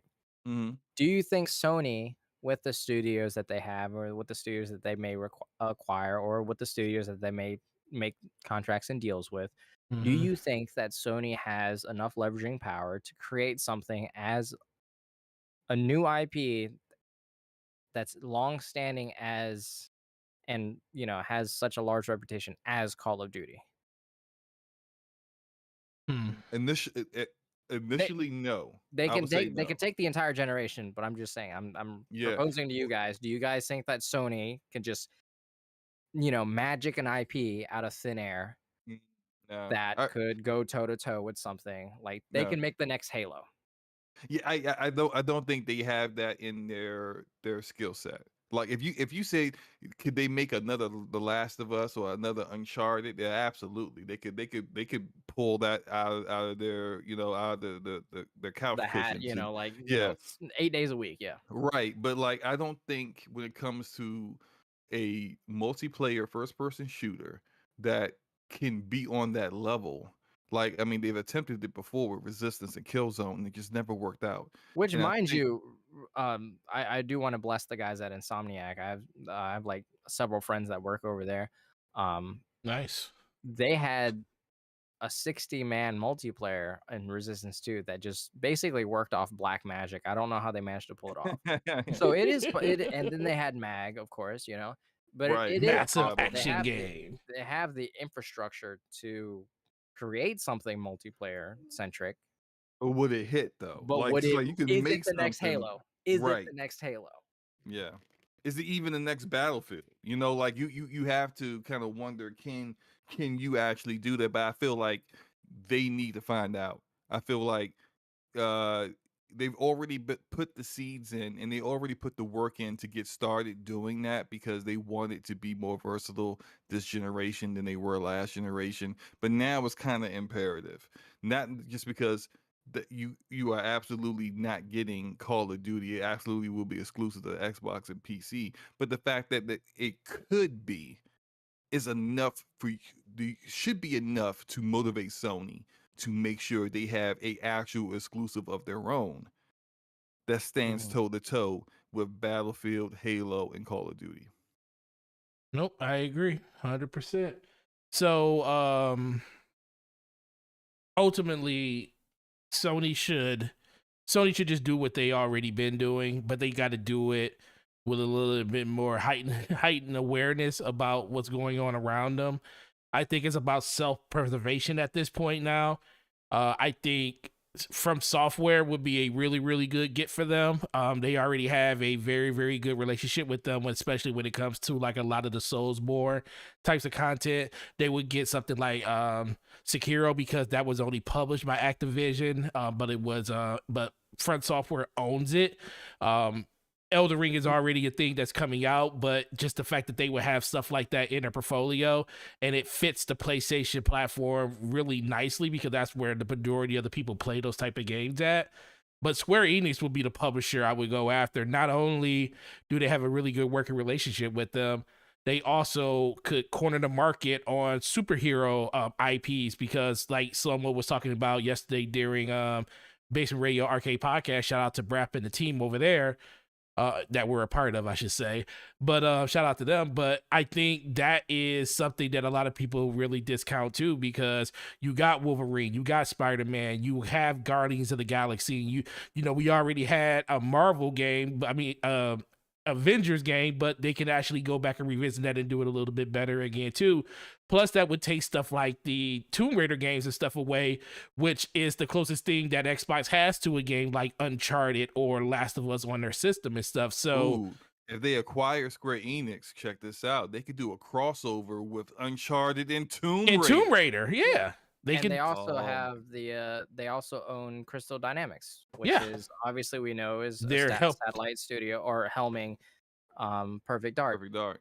It could definitely be one of those Jim Ryan desires to uphold contracts. You know what I mean? Right. I love Um, it. or possibly it could be they could make a big studio play and purchase Electronic Arts, which is their own sexual harassment lawsuit company. So they now have their own, right? And so they take EA, and then it goes back to the old classic Battlefield or Call of Duty. Right. So shout out to Percolator 9000 with the $5 super chat. He said, I desire to listen to this podcast, then work. # loving Xbox. Shout out to you, bro. So I have a copy of, I already had bought this and I got a free copy of it. I got a copy of NBA 2K22 for the Xbox Series X and S, so the brand new systems. Actually, it's a cross-gen, so it works on everything. So I will give this away to somebody in the chat. The only thing I want to see in the chat from a person, and we're in between the three of us, me, Deli, and Slow-Mo, we're going to pick the best one. We want to know if you want to win, if you want this game, what is the thing that you desire the most? Who has the best desire quote out there that will literally make us laugh for the next 15 minutes where I got to be like, yo, listen, we got to give it to this person. So we got 3 people on the panel, so there can't be a tie. Deli, you'll be the tiebreaker if there is a tie. That's a lot of pressure. It is. You'll be the tiebreaker if there's a tie.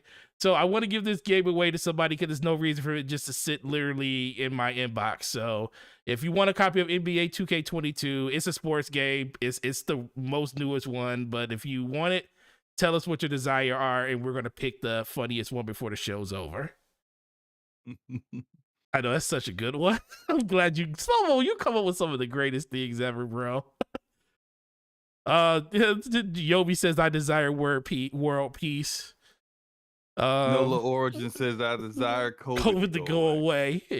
I definitely desire that.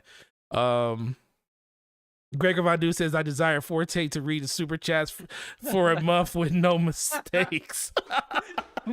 Sir, your desires are unrealistic. Let's see. That's a good one, it said, Arada says, I desire to have Slow-Mo start doing videos on camera. Prognosis unlikely.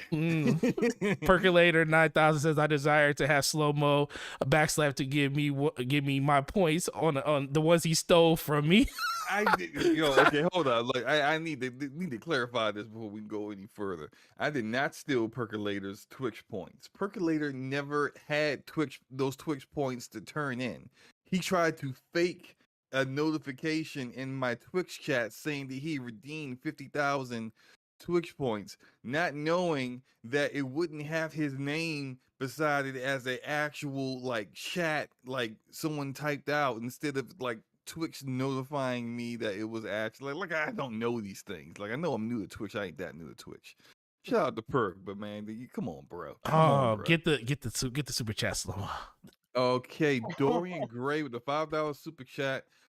I desire Gal Gadot's bathwater. Shout out to you, bro.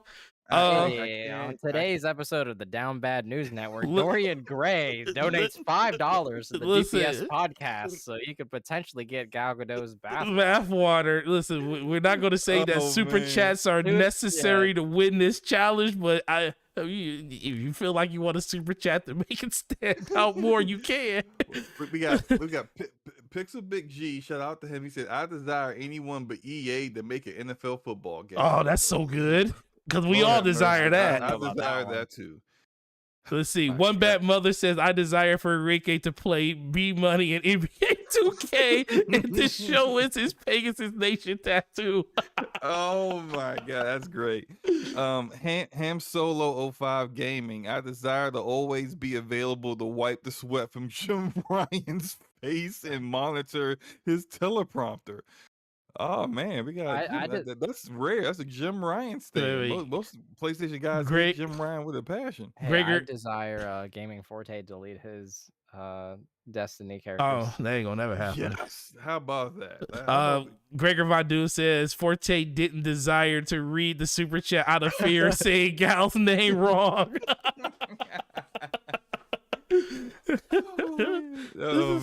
This is good. This is so good. This is a good way to wind down the podcast.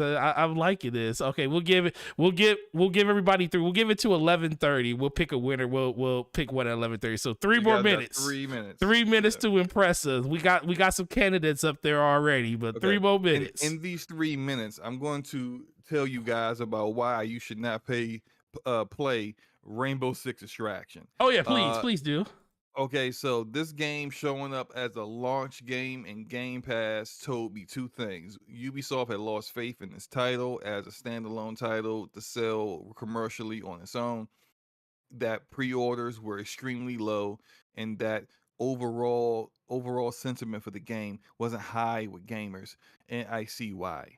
I completely forgot again I forgot the game existed until it was announced it was going to be in Game Pass. I knew Ubisoft was down horrendous when they tweeted out, thanks to the QA team. I've never seen that shit ever in my life. He said the QA team got this game over the hump. I will say this: the QA team put their foot in this because that's the one thing I will say about this game: no bugs. I was shocked. This is oftentimes when I play a Ubisoft game, especially on PC, I'm like, man, what is happening here? What is that bug? Why? Like usually, for my first time booting the game up is a crash, and then I figure things out. I had zero issues with extraction. That's the only really super bright side I can say for this game is that there were no issues And whatsoever. I really do applaud them, but like I said, it must have been a slow week for news if they're tweeting out, thanks to our employees for doing their job. Doing their job. Right, right. That's funny. Now gunplay is okay, so the game design is like Rainbow Six Siege. If you played Siege before, like you can lean around corners, you can lean while you're while you ADS.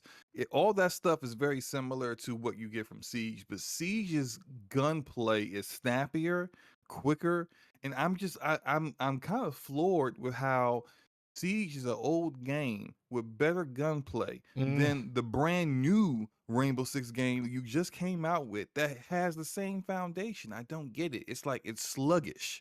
And the characters move slowly already, and then you have like this like infection that's on the ground that doesn't allow you to sprint through it, so you move even slower when you're walking through the infection. Really? Yeah, it's 3-player PvE co-op. The enemies are all like these weird looking aliens that have very little detail to them. When you kill them, the way they fall like this is not a AAA game. Like Is it Ragdoll? No, not right. Just stiff. Stiff as a log. Oh. Like you just like you kill one of these aliens and it's like a let's say tree you falling shoot in the him with a woods. headshot. And he just kind of just falls over. Like Jesus. there's no collision with the environment when his body. Like there's no like additional animations really to the falls of these enemies, and then they just kind of just disappear like with no explanation really. The cutscenes are decent, and they use the operators from Rainbow Six Siege that Siege fans all know to really kind of put a story together. It didn't really mean much to me because I don't play Siege like that. I barely know those characters, and I don't care for the story. So I really wasn't all too into that, but I streamed it earlier today. My chat seemed to be just kind of just like, and I was just kind of like, it just at one point I was just bored, and I saw that like you can like you had to build up levels on each character, and then you had like these milestones you had to hit in order to allow you to even go to different regions because you were I was stuck in New York, and it's just like the milestones are stuff like ping infection like clusters or like nothing that was like why would I want to do that? Like nothing that is like a achievement or a objective that you would actually just want to just do as you're doing these missions. One of the other frustrating things I had was that you have to save operators who have been captured. And I initially, when I first heard about that, I thought it was a great idea. I thought it would be like the operators from Siege that would get captured. Let's say if you failed the mission, you can't use that operator anymore. You gotta go get that operator out. But these are just random operators. Like it says operator. It actually has a little prompt that comes up that says operator when you find them. And it's just some nondescript dude. You don't see his face or anything. He's got all this gunk all over him. You try to pull them out and you gotta shoot these tentacles as they are trying to reach the guy and kill him. And even I have yet in the times I played in 2 attempts with that, me and the 2 randoms I played with twice never were able to get these operators out. Wow. So I mean, I'm willing to play with other people. Maybe it's fun with people that but I got bored. I switched over to Final Fantasy VII Remake Intermission DLC. Oh, that's crazy. I was bored. Yeah. All right. So we got a couple of more in here. We got Helm Solo 05 Game. He says, I desire to always be available to wipe the sweat from Jim Wright's face and monitor his teleprompter. I already read that one. Oh, you did? Okay. Yes. Okay, so we did. So I got Gregor Von Doom. Rodimus says, I desire code to get better. Shut, man. That's an awesome one. That's an awesome one right there. I agree 100% with that. Dr. Sarakas says, I desire NBA 2K for Jim Dance Moves Ryan as therapy because he's on suicide watch. That's tough. Nola Origin says, I desire to not talk about Call of Duty exclusively for the next 18 months. Well, I mean, the talk will die down eventually. So, Nola, I think hopefully get that one. We have Percolator says, I desire for the Pegasus Nation to stop mining salt. Oh my god. Kryptonite Souls. I like that name. I desire Jim Ryan to take a knee and put in the timed exclusivity for KOTOR remake, Final Fantasy, and all other timed exclusives for Call of Duty to remain multi-platform. Hey, look, that might actually be coming to play. Maybe we don't know. We don't know. And I think that's it. Oh no, we got one more from Gregory. He says, I desire a DPS spelling bee. Hey, I just want to let you guys know I'm like a 7th grade spelling bee champ, a regional spelling bee champ, so I got y'all. Here we go. Then we got Dorian and Dorian Gray. And Dorian Gray says, Extraction makes me the desire to play the actual real Siege. I actually said that during my stream. I said, you know what? I think I'd rather actually play Siege than this. Although I don't know if I want to deal with the Siege the toxicity of actual Siege as well. Anyway, all right. So Slow-Mo, which one do you have? Which one do you think? What are you thinking?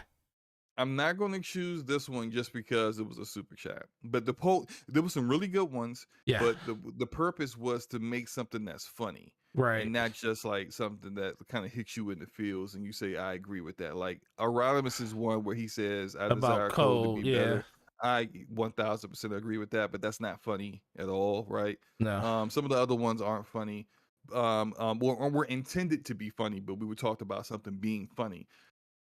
Dorian Gray's desire for Gal Gadot's bathwater was, I think, probably like the funniest thing that we saw. It got a chuckle out of me. It got a chuckle because it made me laugh, and it's not because it's a super chat. That was a good one. Wow, yeah. I mean, I don't want to pick that one because it was a super chat, but it was the best. It was the funniest one of all of them. Because everybody knows what bathwater in this community is. Because this was okay. So that's my pick. What is your pick then? There was a couple, man. That was one of them, and then we had the where I'm trying to find it. Yeah,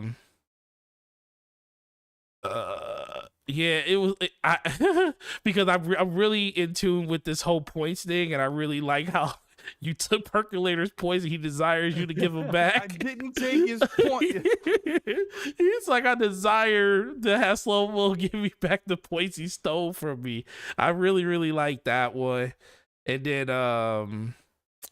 yeah, it was a lot of ones that were like in the fields, like World Peace and stuff. I definitely like that one, but it wasn't what I mean. We really didn't declare what we was going for. World Peace ain't gonna make me laugh, brother. Right? I really, I'm gonna tell you the one I really like. Shout out to One Bad Mother. I desire for Enrique to play B Money in NBA 2K and show us his Pegasus tattoo. I really like that because we've been trying to get B Money to do this, and there's a lot of desires around that one too. So, but if I had to pick one, I would pick. Woo. Man, hurry up, man. I would pick. Waffling on this. I would pick Dorian. I have to pick Dorian Gray's. The Gal the Dot Bathwater is just too good. Funny. It's just too good. So it's a unanimous 3-vote there. Dorian Gray, congratulations. You just won yourself not Gal Gadot's bathwater, unfortunately. But something that comes very close. Yeah, you got Call of Duty. You got I said my bad. Call of Duty. Hold up. Yeah. NBA 2K 2022. Hey, Dorian, hit me up on, if you don't have me on Twitter, Gamey_Forte. Hit me up. I think you already follow me. If you don't, just hit me up in a DM and I'll send you the code tonight. Oh man, so anything else you guys want to share? Anything else before we get up out of here? Nah, I think We good? we had No, I think we one exhausted awesome everything Yeah, episode. we here. exhausted everything. Yeah. All right. Well, Yeah. this is episode 67 of the DPS podcast, damage per second. That is. We truly appreciate everybody that came through. I may have missed it, but I know from what I saw, 98 people showed up here. It could have been over 100, but Nice. what I saw was 98. Listen, man, we truly appreciate you. We know that this was going to be a really big show just due to all of the stuff that happened. Just make sure you guys come through every other week. This week was on my channel. Next week it will be on the Homeboy Slumbo Backstack channel. So we're gonna have fun over there with him when it happens next week. And we really appreciate everybody coming through and checking out with us. So make sure you guys hit the like button before you leave. And Slow Mo, tell everybody what you got going on your channel and what's next. Well, due to the news that some of the news that came out today, I need to redo the audio and the video that I was going to drop today. So expect that video tomorrow, at least sometime in the evening tomorrow, because I do have to unfortunately go into the office and not work from home for once. But expect to see that. Expect to see probably a stream on Saturday. I've been kind of putting it off because stuff has been popping up. But I probably owe my Twitch community Some points. n- stop it. Stop it. I think I do owe them another Demon Soul stream, so I expect to see that this Saturday, as in addition to some YouTube videos that I've been working on coming out. I've been getting back into my bag of like looking at obscure but very interesting and with full of potential indie games to put a focus on. I got a few that have been on my docket to get it into. It's just I haven't had the time, so expect me to get that done within the next week.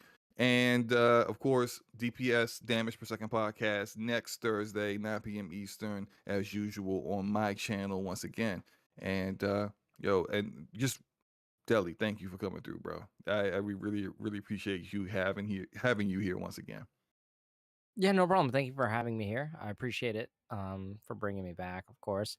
Um, and just letting me hang out and talk to you guys. My name is Agent Deli. For anybody who doesn't know, I just go by Deli. I was a former Ubisoft game developer for several years, and now I'm currently working on some NDA work. Um, but yeah, you guys can just check me out on Twitter, YouTube, whatever it may be. All my social media is Agent Deli. So yeah, I'm sure if you Google me, you'll be able to find the YouTube and the Twitter. But I'm most active on Twitter. So if you guys have any questions for me about the industry or just questions on my opinions or anything like that, just direct them towards me on Twitter. Yeah. And you're already here, Gaming Forte. Make sure you check out the channel going forward. Got a couple of things. Actually, I have a video coming out first thing in the morning, and we're probably going to make another video tonight talking about a lot of the stuff that Phil Spencer said today, because I'm not scrapping the whole video to make another one. So I'm going to release the one I made, and I'm going to release another one because they're kind of two different things. So be on the lookout for that.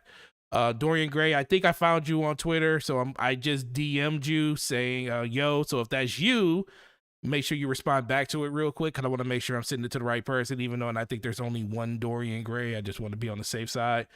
Yeah, hope you guys enjoyed the show and enjoy the games that you guys are playing. We'll see you guys next week.